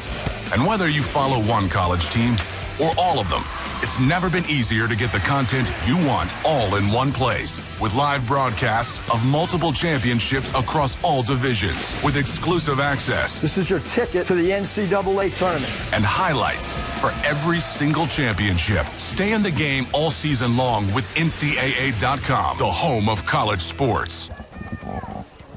Leading off for the Lady Buffs, second baseman number 10, Gabby McConnell. 2-1 lead for West Texas A&M as Colorado Christian has gotten a little hot offensively. They score a run in the bottom of the 4th inning, and so they've cut the lead to 1. Callie Crandall still working in the circle. The veteran pitcher. First pitch, man, McConnell wanted all of that, but the unfortunate part for her was she hit it to who has been the hottest defensive player for the Cougars today, Tourville, over at third base. She made some great plays last night as well. St. Mary's was playing some small ball, dropping the bunts down, and Tourville was roaming most of that home plate area, covering that bunt coverage and making those plays on defense. We'll bring up Ruby Salzman next, senior 0 for 2 today. Popped up in the first. And Ruby hits this one. You can kiss it goodbye. I think she was a little unhappy about starting 0 for 2 and jumped all over that pitch. And she adds another one, and she had one last night as well. Another solo home run for Salzman there. Okay, so Zach, career-wise, that is home run number 68. 68, 69, That's I believe. number 68, I believe. She's hitting so many, it's hard to keep track of. Look at this ball. I mean, it got out in a hurry. A couple of home runs for the Lady Buffs. You know, Crandall got her twice on the high ball in her first 2 at-bats against Salzman, so I think Salzman was expecting up and in, high cheese right there, and that's what she got.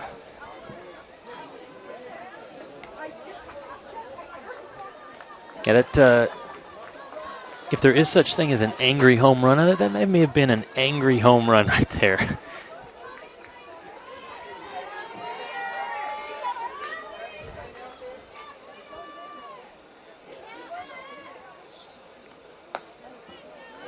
Here's Emily Boyer, the other player for the Lady Buffs, to hit a dinger today. Hers was a 2-run home run.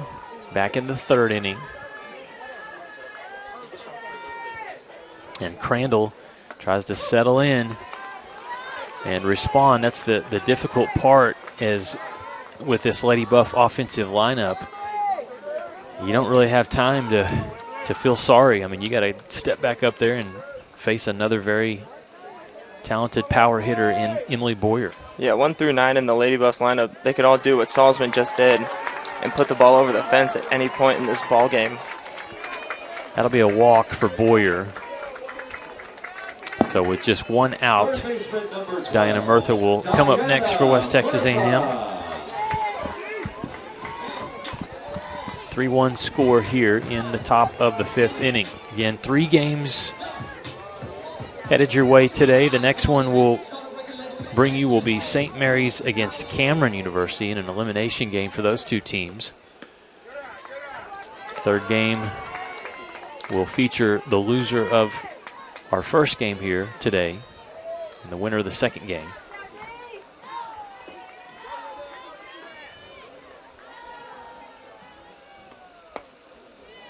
Some heat, but a little outside, and Crandall struggling with control now after giving up the home run to Salzman. Has walked Boyer and 2 straight pitches for balls thrown to Diana Murtha. Lady Buffs can't be too comfortable with the 2-run lead against this Colorado Christian offense. Absolutely. Yeah, in playoff, softball, I don't know if there is such a thing as comfortable. Because not in college softball, there's no way. No, because every team that's in the tournament is dangerous. There's a good pitch from Crandall coming back 3-0, and she put it right on the inside corner. That's also the beauty of this sport. There's no timer anywhere. Yeah. There's no time limit on these games. These girls could play for as long as they can. And they'll go until that third out. That one fouled off. We saw something similar like that last night. I believe it was Savannah Torville for the Cougars last night. I could be wrong, but she was hitting, and she did a little check swing, and the ball went off the knob of her bat, went right back to the pitcher. That's something you don't see too often. Like I said a little bit earlier, some strange things happen in playoffs. Wow, look at that one there. Taking care of business, the double play. Shortstop Garcia handles it herself and gets the Cougars out of the inning, not before 1 run crosses home plate, thanks to Ruby Salzman's deep home run to left field. Look at this defensive play again. And those are the plays you need if you're Colorado Christian right now, trailing by 2 runs. We'll see if Colorado Christian's offense can get a run or two back as we move to the bottom of the fifth. From Schaefer Park, we're back after these messages.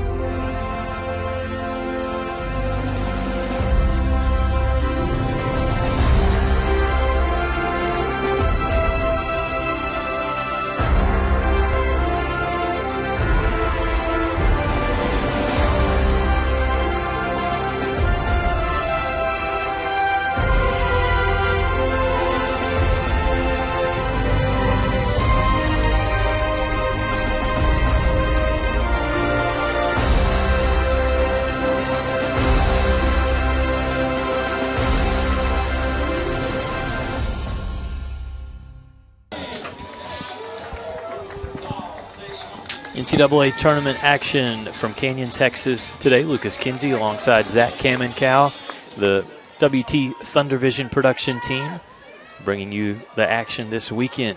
4 teams here in Canyon, Texas. The other 4 on the other side of the bracket over in Tyler, Texas.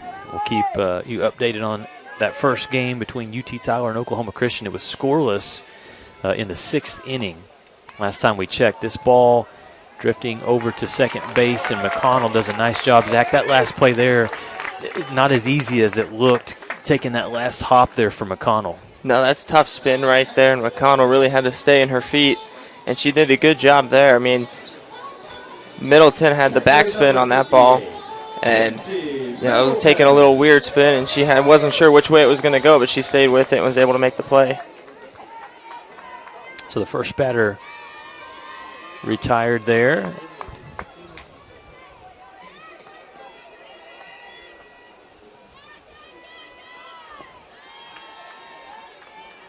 And it brings up number 58, Kinsey Middleton. Talented catcher for the Cougars. 0 for 2 today. Flying out a couple of times. On the season, though, again, some staggering numbers, 4.11 average, and McConnell getting a lot of work over at second base. She's been busy over there. It's like practice, and you've got the coach there at home plate just hammering away. Just doing some infield drills, it looks like, over there. She's staying confident, looking comfortable over there.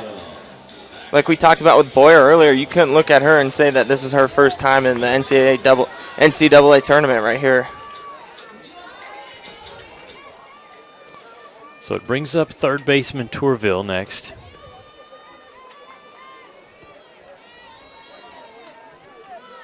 A walk for Tourville in the first.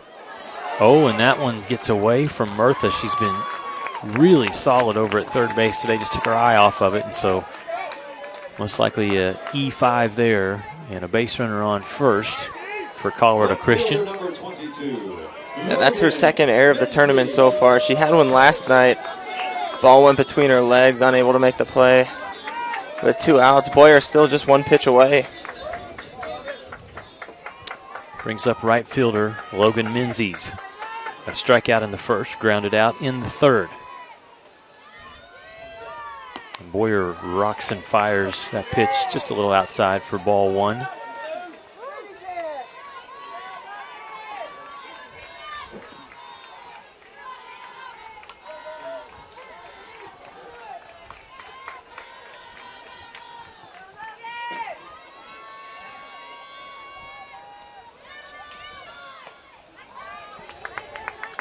Foul back count evened at 1-1. 78 degrees right now. And I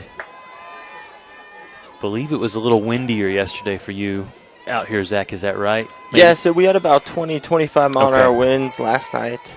But it wasn't too bad at all. It was still gorgeous out here compared to the 40 to 50 mile-an-hour winds we're used to. Right. Yeah, right now that flag just barely moving, showing only 5 miles per hour. This ball hit high. It's off the fence. And that's going to get a runner around third. And she's safe. She dropped it. Good hustle. That was a close play there as Savannah Tourville had gotten around third. I think she wanted to get home. And the coaches wave her back, but look at this. It's a great throw by Salzman in center. Took a bounce right to her and would have had her, but Murtha just unable to hang on to the ball. Yeah, right. She went for the tag. Ball just popped out. Coach Mook out to perhaps make a challenge here. Maybe he's going to say that Murtha had possession when she made the tag long enough. Zach, let's see if we can slow that down. We'll maybe get one more look at that last play. And Zach, also, let's talk about the ball being crushed there by Logan Menzies. That was close to being a 2-run home run, and this game being tied. Absolutely. She had a similar hit like that last night, going back in her last at-bat in the 8th inning last night with 2 outs. She had one off the top of the wall in left field just like that. Yeah, I think that ball is just being juggled a little Juggling bit. in her glove right there. I would agree, but Menzies, a similar double last night, trying to get some rally going for her team late in the ball game again. Okay, 2 outs, runners on second and third for the Cougars, and Olson's the next batter up for Colorado Christian. Emily Boyer blocks, loads, fires for strike 1. These are the situations that you talk about in playoffs. Both sides, defensively, if you're the Lady Buffs, you got to get out of trouble. Offensively, Olson would love to bring some runs in. She's going to chop this one up, and Boyer uses all of her 6'1" frame collects the chopper and throws it to first base for out number 3. Leaving more runners on base. I know there was 2 outs right there, but you really would have loved to see the Cougars capitalize right there. If anybody else is pitching, Zach, that may have not gone the way it did. So a 3rd out for the Lady Buffs. Colorado Christian does a little bit of damage, but also leaves 2 runners stranded, and so we stay with our score 3-1. We move to the top of the 6th after this timeout here on NCAA.com and the Lone Star Conference Digital Network. Being a champion takes more than skill, more than endless drills, more than using your head. Being a champion takes the heart to give it your all, the agility to thrive from any angle, and the relentless drive to be the best. Welcome to Division II, where the pursuit is yours to create, and the question isn't, can you do it? It's will you? The NCAA expresses our gratitude to our corporate champions and partners. Without their support, these great championship moments and opportunities are not possible for our student athletes. The NCAA's commitment to the highest levels of fairness and well-being, along with the pursuit of excellence in both academics and athletics, helps build a championship culture. With their generosity, our corporate partners make it possible to celebrate champions. Thank you.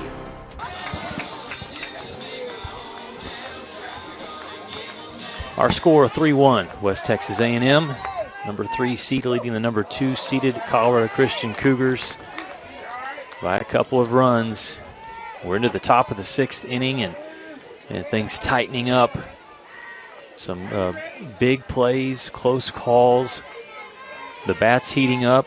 Again, Colorado Christian very close to tying the game up with Logan Menzies hitting one off the fence in the last inning. This one's going to be a lead-off single for Madison Johnson. And, Zach, you saw what Madison, the type of day that she had yesterday and playing with a lot of confidence. I talked about her, obviously, one of the shortstops. Everybody knows how great of a defensive player she is, but you feel like this year the offense has really picked up for her as well. Absolutely, especially come playoff time when it really matters most. We saw she had a great conference tournament, and then last night she went 3 for 4, had 4 RBIs to add to the WT total, and she continues here in this one. Just keep getting on base and doing what she can to help her team win, and she can do it on the other side of the diamond as well on defense, and she makes great plays at shortstop. She's got one of the stronger arms in the Lone Star Conference on that side of the infield. All right, we'll have a pinch runner, Malaya Delphine, will come on to run. Gabby Valforte, the next batter up, nobody out. And, you know, Zach, as we're into the 6th inning now, on both sides, the pitchers, they're getting tired, can't make mistakes. That ball gets away from the catcher, and Delphine easily over to second base. But talk about what the pitchers are going through, what they're thinking in terms of game being tight. You know what your job is, what you got to do here. Both pitchers, I mean, they've both been doing a great job competing out there. I mean, either one of them, both of them showing so much grit out there in the circle, but I think it's going to be hard to take the ball out of either one of these girls' hands. I mean, they're just showing so much how much they want it out there, and they want to stay in this game as long as these 2 teams go. It's the best 2 teams right here, and they want it. Callie Crandall in the circle for the Cougars. Has thrown, after that pitch, 86 pitches. And a bunt from Valforte. That moves Delphine over to third. Usually don't see Gabby lay down a bunt.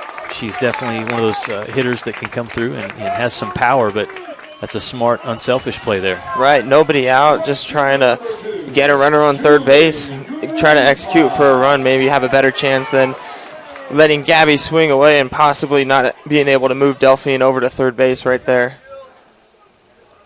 Coach Mook will visit with both Delphine, the runner on third, and the next batter up, Julie Guzman, who is 0 for 2 today, the .279 hitter, looking for her first hit. What are the odds we got a squeeze play here, Lucas? What do you think? Yeah, there's, anytime in this situation, 1 out, the runner on third, and, of course, you've got speed, Zach, on the base path, but also speed with the batter Guzman, so a lot of possibilities here for for Coach Mook. And we know he likes to cause some chaos on the base paths. Yep. Crandall's going to settle in with one out and throw a nice pitch for a strike. Mentioned it that Crandall, even though these two teams are from different conferences, Crandall knows the Lady Buffs. She pitched for Oklahoma Christian before transferring over to Colorado Christian. And I think that makes a difference. Correct, but these Lady Buffs are no stranger to Callie Crandall either. They know her as well. There's the squeeze play. And it's a run for the Lady Buffs. So you called it. We knew it was coming at some point. 9 times out of 10 when Coach Mook puts a pinch runner in, you're going to see something exciting on the base paths. Nice play there. Delphine scores and give Julie Guzman the assist. They do get the out, second out of the game, but most important thing for West Texas A&M is the run total goes from 3 to 4. It's a 4-1 lead. Lauren Granger up next. And Granger, hot bat. I'm telling you what, Michael Mook, he's had a difficult day here today. Almost got hit by a foul ball earlier in the game. He did get hit by a foul ball when Colorado Christian was actually hitting, and he was standing close to the Lady Buffs dugout. And that one was pretty close too, right? Yes, there. it was. But that one was smoked right at his head. He did a good job getting out of the way on that one. I have to ask him about the reflexes. What does he do to stay in shape? Is he doing some drills? What's his fitness regimen? Yeah, is he working with Sarah Ramey? Right. Coach Ramey, terrific. She is terrific over there. Pitch from Crandall, and Granger went down low to get it, but it drifts foul. Good piece of hitting there from freshman Lauren Granger.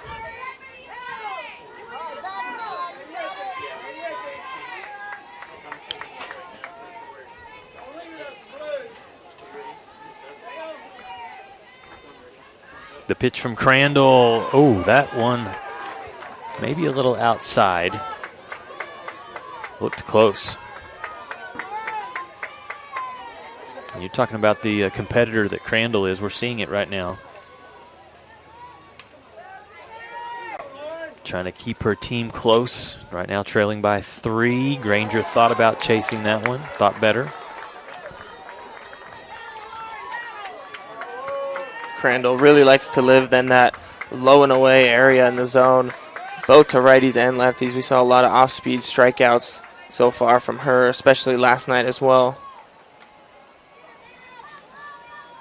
Pitch from Crandall on the inside, and Granger turns on it, fouls it away. 2 balls, 2 strikes, 2 outs.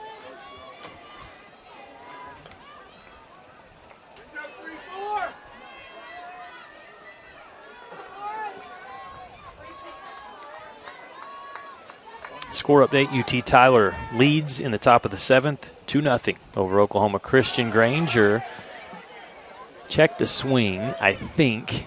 First base umpire says safe. Yes, she did. And it's now full count.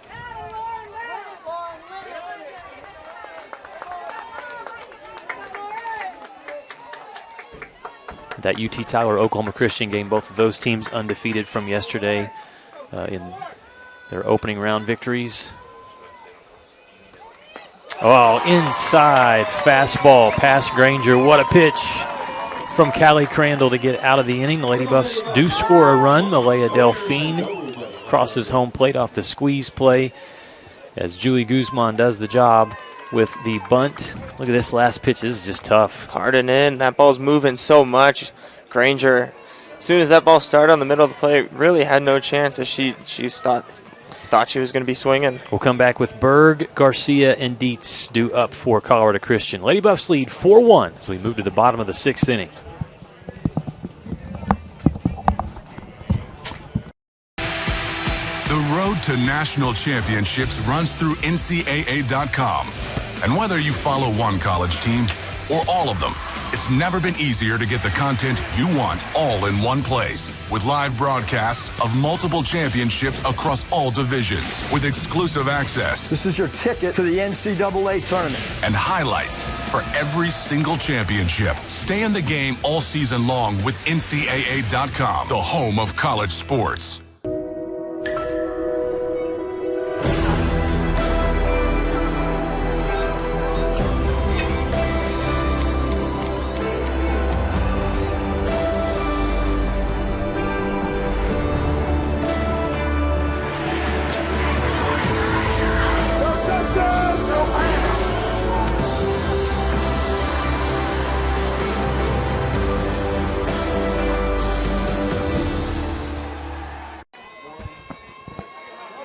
Welcome back to Schaefer Park. We move to the bottom of the sixth inning, and Mickey Berg to lead things off for Colorado Christian, with the Cougars trailing by 3 runs.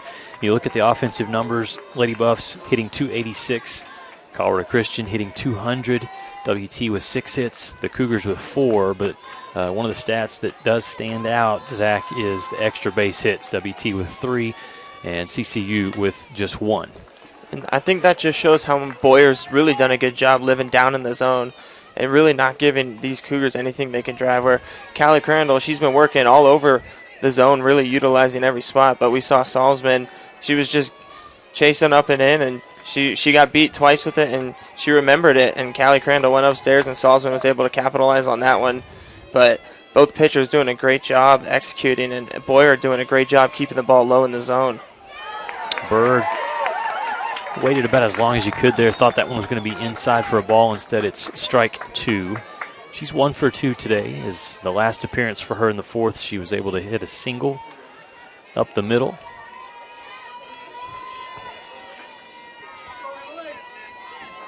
Efficiency from Boyer, just 75 pitches. Berg goes down low to get this one, and Guzman right there. I mean, that's the interesting and obviously great thing for WT defensively. A lot of times Guzman, it's like, how does she know, when to be up or when to be back? Because a couple of these pitches have been hit, Zach, and it's like she's standing right where the ball goes. It's the veteran out there, and Julie Guzman, I mean, she's her 4th year in a WT uniform. I mean, it might be an unfamiliar team here with the Colorado Christian girls, but she knows Emily Boyer, and she knows how she pitches, and she's going to adjust to how she knows how she pitches and what pitch she thinks she's going to throw in certain situations and kind of anticipate more so than anything. Freshman shortstop Leah Garcia up next, and nearly got that one down the third base side for a base hit, but it drifts foul. She was the walk-off hero from last night. Okay, and a freshman, mentioned this, Zach, from Randall High School, playing her softball for the Lady Raiders. So got to do it in front of a lot of her friends and family, I'm sure, that are here in attendance. Murtha able to track that ball down, and a good sign there for Diana after a couple of innings ago had an error down there, but that's a good response from the senior third baseman. Good play. Keep your nose down. Take your hands right through it. Textbook right there. Good job by Murtha to bounce back. And so good work from Boyer. Starting the game, Zach, Boyer, she threw 3 walks within the first 2 innings. She has settled in. It's like she's gotten better as the game has gone on. Absolutely. I mean, we saw it's a complete 180 from the first 2 innings and how Boyer was last night when she started in the circle for the Lady Buffs. I mean, she pitched in 2 1/3 inning, I believe she went last night, and she walked a couple, giving up a few hits, and she's been totally different coming into this game. A ball thrown there to the next batter for Colorado Christian, and that's number 25, Skylar Dietz. And this is Dietz's first plate appearance today on the season, a .261 hitter. Has 6 hits in 23 at-bats. Fastball inside, jammed and foul. Reminder, our next game for you will feature St. Mary's, the Rattlers, against the Cameron Aggies. What are you looking for in that one, Zach? You saw those 2 teams yesterday. I would expect a lot of small ball and a tight ball game. Okay. Going to be a good pitchy performance. Expect to see both their number ones out in the circle. Probably going to get Josie Swafford for the Aggies, and most likely going to get Cavazos for the Rattlers again, and she pitched a great game against the Cougars last night.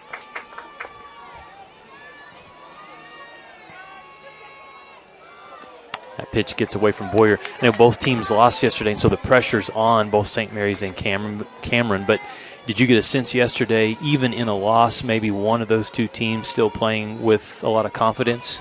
I would say both those teams playing with confidence. Towards the end of the game against Cameron, I mean, they were down 8-3 at some point, and two big home runs by the girls. I mean, one of those balls was Caden Boren, I believe, going off the light tower. I mean, she's a star player to look out for the Aggies, but she hit it halfway up the light pole over there, and then Taylor Rowley for the Aggies as well. I mean, still down by 5 or 6 runs against the Lady Buffs. I mean, late in the ball game, you would think they'd be down and out. She hit a bomb way over the bleachers in left center, so I mean, that sparked some life for them as well. Able to add a couple more runs, but just not enough to beat them in the end. All right, here's the big payoff pitch coming from Boyer. 3 balls, 2 strikes, 2 outs. Dietz watches it outside for a ball, so she'll walk down to first, and the Cougars with a chance. They need to capitalize here as they will move back to the top of the order. And Sammy Edwards, the senior from Colorado Springs, will step up. Sammy Edwards, the All-American outfielder. Saw a lot of good things from her in last night's game as well as so far here today. But she's put a lot of great at-bats together, and she really has a good sense of that strike zone, not chasing many pitches out of the zone, and she's going to work the count in her favor. First pitch fouled back. Mentioned it, the Cougars currently on a 10-game win streak, and they've been nearly just as good on the road as they were at home. They did not lose a single game in Colorado this year, Colorado Springs at home, and they were 22-2 on the road. And a credit to them, knowing it would be a little bit of a rowdy environment here at Schaefer Park when they did face off with WT. They brought their fans. Absolutely, they travel real well. But, coming into playoff time, no matter what you do in the regular season, we see it all the time, those records go out the door. It's all about what happens in playoffs and who shows up today. Whether you're a 500 team that squeaked into the playoffs or you're a first-place team like these two right here, anything can happen and any team can win at any point and end your season. Especially today's elimination day, one of these teams has the possibility of going home later today.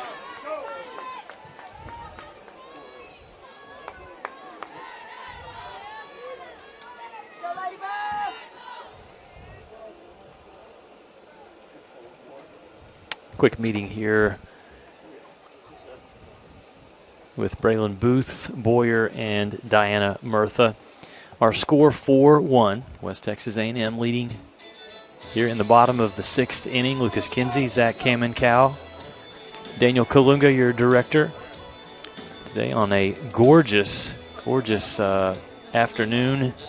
3 games coming your way, and the best thing about it, and we talk about the atmosphere, but is these games, you just know what's at stake. You know that these players know they want their careers to continue. Obviously, they want to win this weekend and keep playing and hopefully get a chance to make it all the way.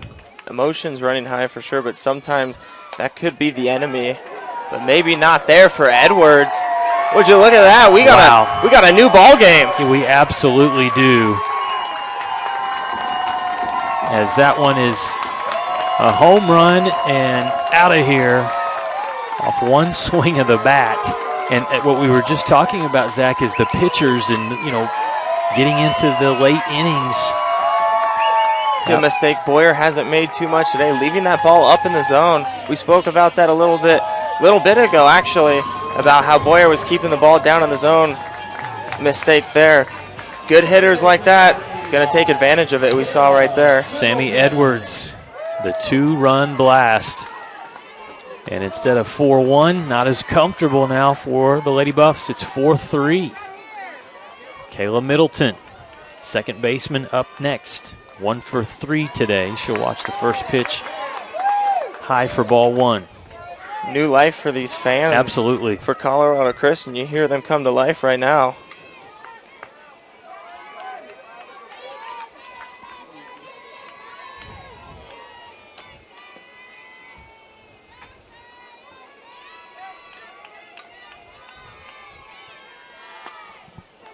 That one off the glove of Valforte. It was going to be, I don't want to say an impossible play, but a tough play to make. Absolutely. Just because of how hard it was hit. But not an easy play by any means. And some momentum now with the Cougars in a 2-out rally.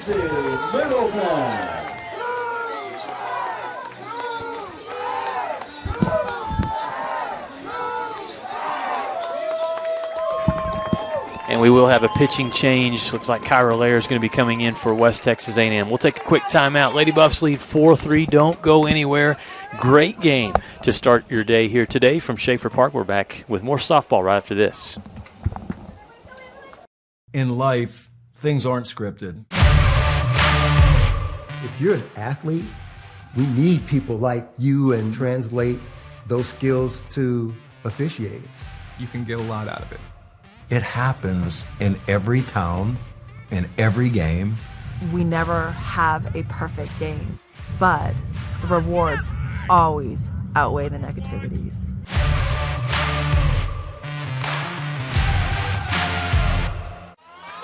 All right, pay attention. Welcome to Fandom 101. We'll cover the tools of the trade from foam fingers in the wave to the super secret wave. How's that for a course description? Lesson 1, your game starts long before the opening whistle, so arrive prepared.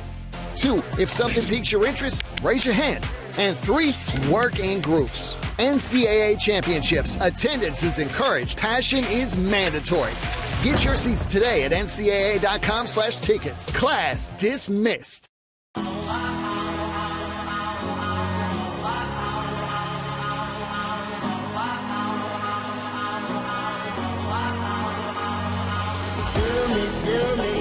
Tell me what it is that you need. 'Cause I think I'm onto something. 'Cause I feel the good times coming.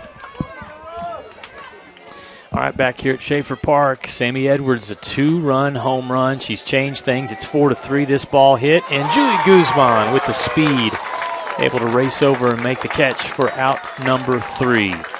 Lady Buffs still lead, but it's only by 1 run. 4-3 your score. We head to the top of the 7th. After a timeout, you're watching the NCAA South Central Regional Tournament from Schaefer Park. In life, things aren't scripted. If you're an athlete, we need people like you and translate those skills to officiating. You can get a lot out of it. It happens in every town, in every game. We never have a perfect game, but the rewards always outweigh the negativities.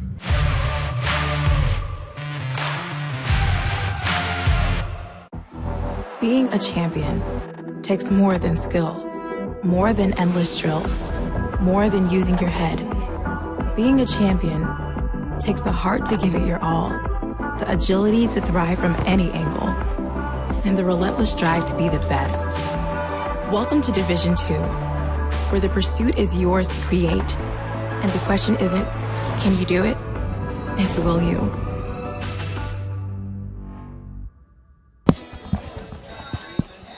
Back at Schaefer Park, having fun on a Friday afternoon. It's playoff softball here from Canyon, Texas. 4-3 score. West Texas A&M leads as we move to the top of the 7th.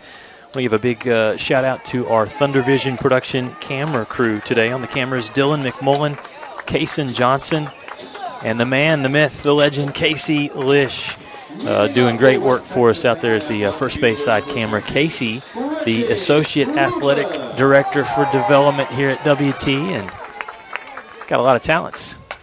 Speaking of talents, Brittany Rufus hits one nearly out of here to the fence. She's around second. She's at third. Didn't even have to slide, but did for a triple. How about that? Brittany Rufus, I think she's got a interesting stat. She might lead the LSC in inside the park home runs this season also with her speed. Almost had one there. Yeah, they were playing her up a little bit maybe, and you know, that's the tricky part. I've said this a lot in the last 2 seasons, Zach, but defensively, what do you do with Rufus? You play her in, she's going to do that. You play her back, she's going to put the ball down right in front of her, and no one's going to be able to make a play. And back-to-back base hits, this time Gabby McConnell hits one in between short and third base, drives in Rufus. And what a response from WT, Zach. I mean, Colorado Christian, they snagged the momentum. They cut the lead to 1. Do the Lady Buffs get nervous and come back offensively and struggle? They do the opposite. 2 pitches into the inning, and the Lady Buffs already take they already score 1 run here in the top of the 7th inning. I mean, Callie Crandall's barely had time to take a breath. She's thrown 2 pitches, and there's already a run across the board and still a runner on first base, and now she's got Ruby Salzman in the box. This ball hit out into left field, camping underneath to make the play. Nicely done. For the first out of the inning, that's left fielder Dietz. Skylar Dietz making the play.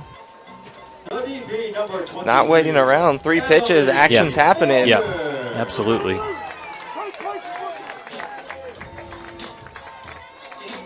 Speaking of action and offensive firepower, here's Emily Boyer, 2 for 2 today. A 2-run home run for Boyer back in the 3rd inning. Showed some toughness in that at-bat because she fouled a pitch straight off of her knee. Shook it off and delivered for the Lady Buffs. 1 ball, no strikes. Still throwing some heat is Callie Crandall.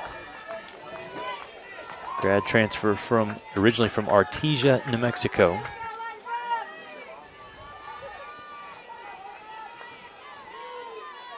Cougars only trail by 2 runs. That pitch, a strike, much to the chagrin of the West Texas A&M fans. Boyer is a tall girl, but Lady Buff fans don't think she's that tall. Well, she'll be ready if she gets another one like that. Crandall throws one. Boyer hits it hard, and there's Garcia again coming over and making a tremendous play. Well, minimize the damage after getting 1 across. Yep, straight 6-3 double play there from shortstop Leah Garcia.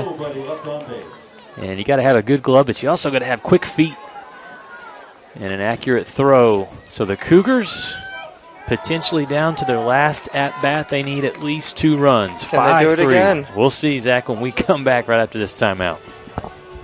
The NCAA expresses our gratitude to our corporate champions and partners. Without their support, these great championship moments and opportunities are not possible for our student athletes. The NCAA's commitment to the highest levels of fairness and well-being, along with the pursuit of excellence in both academics and athletics, helps build a championship culture. With their generosity, our corporate partners make it possible to celebrate champions. Thank you.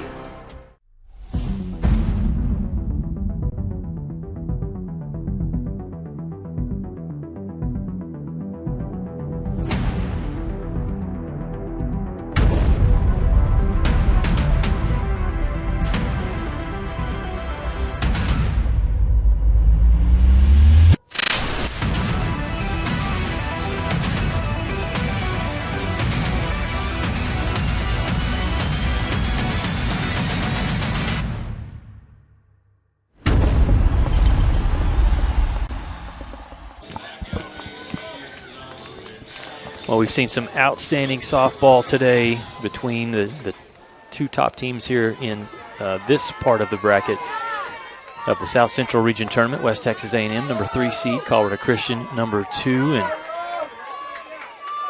Colorado Christian trailing by 2 runs. They need some offense. Kyra Lair pitching for the Lady Buffs, and on one swing of the bat, they're going to get some offense. A home run from number 26, Savannah Torville. I mean, Cougars not waiting around either. First pitch, like you said. And maybe that's going to be the story for the Cougars this tournament, the comeback team. We're in the bottom of the 7th again. They were down 1 in the bottom of the 8th last night is when they came back. I mean, what a response in a critical, high-stakes situation. Still chasing 1, though. Kyra Lair got to find a way to get 3 outs. Maybe that ball maybe got a little up in the zone from what Lair wanted it to. And possibly missed spot. Good job, though, by Torville taking advantage of it. Lair comes back with a strike to the next batter, which is number 22, Logan Menzies. And it's just becoming a heavyweight battle here between both of these teams. Big powerhouse team showing out right there with the long ball. Took Colorado Christian a little bit longer to get it going, but man, they have caught fire. That pitch from Lair placed perfectly. That was some heat right there.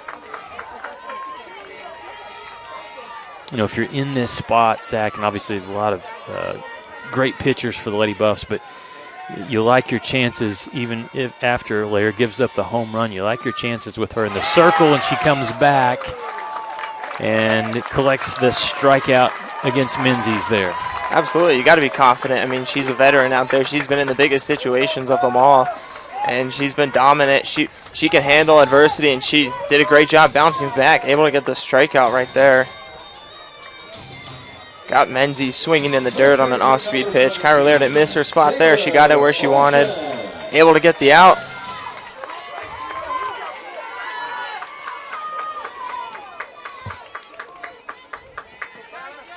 All right, next up for Colorado Christian. This will be number 17. That's Taylor Olson. First pitch of ball from Lair.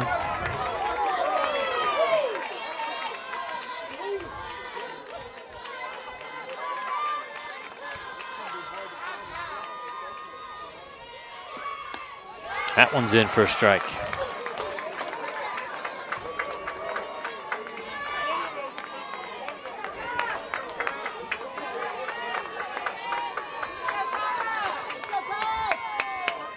Olson on the season, a .308 hitter today, a strikeout in the second. And then lined out in the fourth, ground out in the fifth. So she's had contact.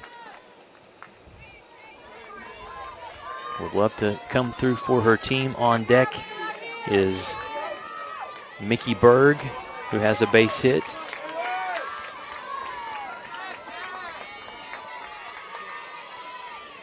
Each side focusing in right now in a 5-4 game, bottom of the seventh inning. Lair trying to get the batter to chase that one up high. Big at bat right here on both sides. Kyra Lair, big out awaiting right here. She needs to get Olson, and Olson needs to find a way on base. Playoff softball at its best right here.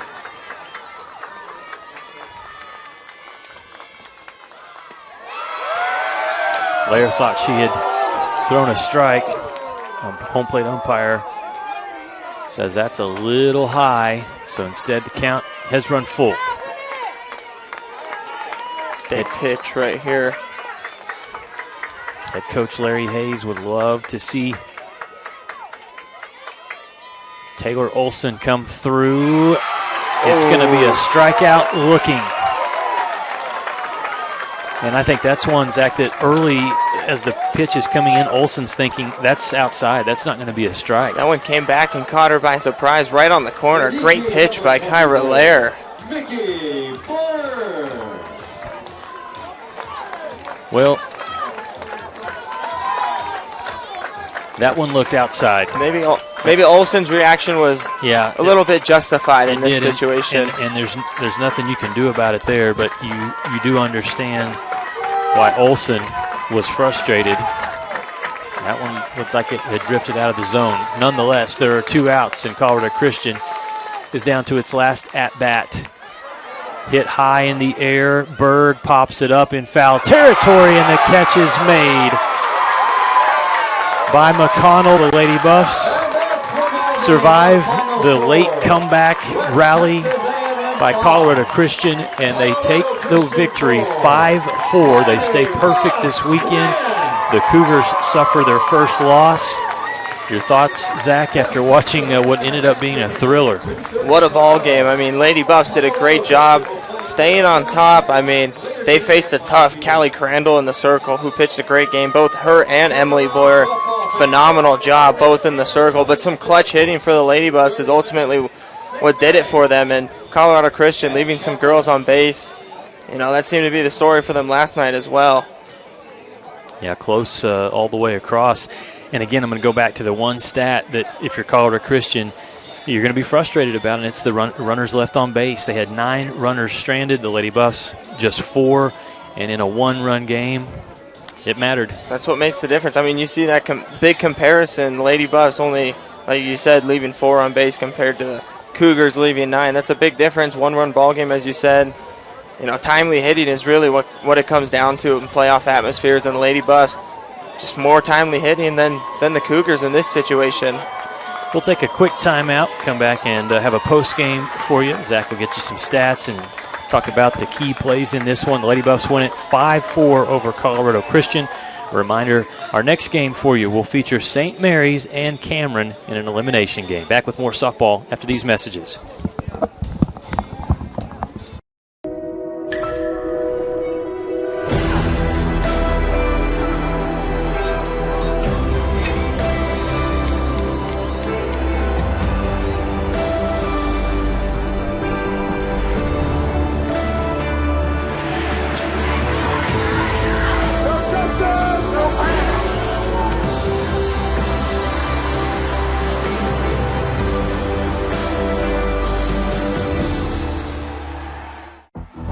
Being a champion takes more than skill, more than endless drills, more than using your head. Being a champion takes the heart to give it your all, the agility to thrive from any angle, and the relentless drive to be the best.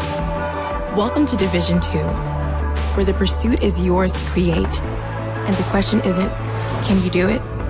It's, will you?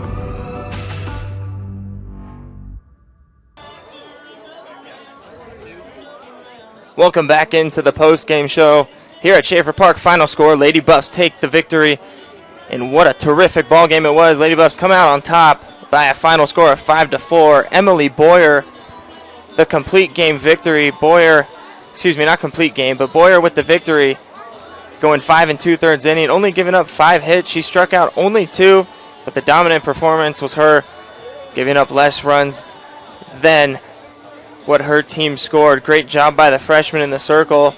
Doesn't come back to what she did in the batter's box as well. She had a big 2-run home run, going 2 for 3 in the game as well. Gabby McConnell, another great game from her, 2 for 4 on the day with an RBI as well. Ruby Salzman, another home run. That makes it 2 for her in the tournament.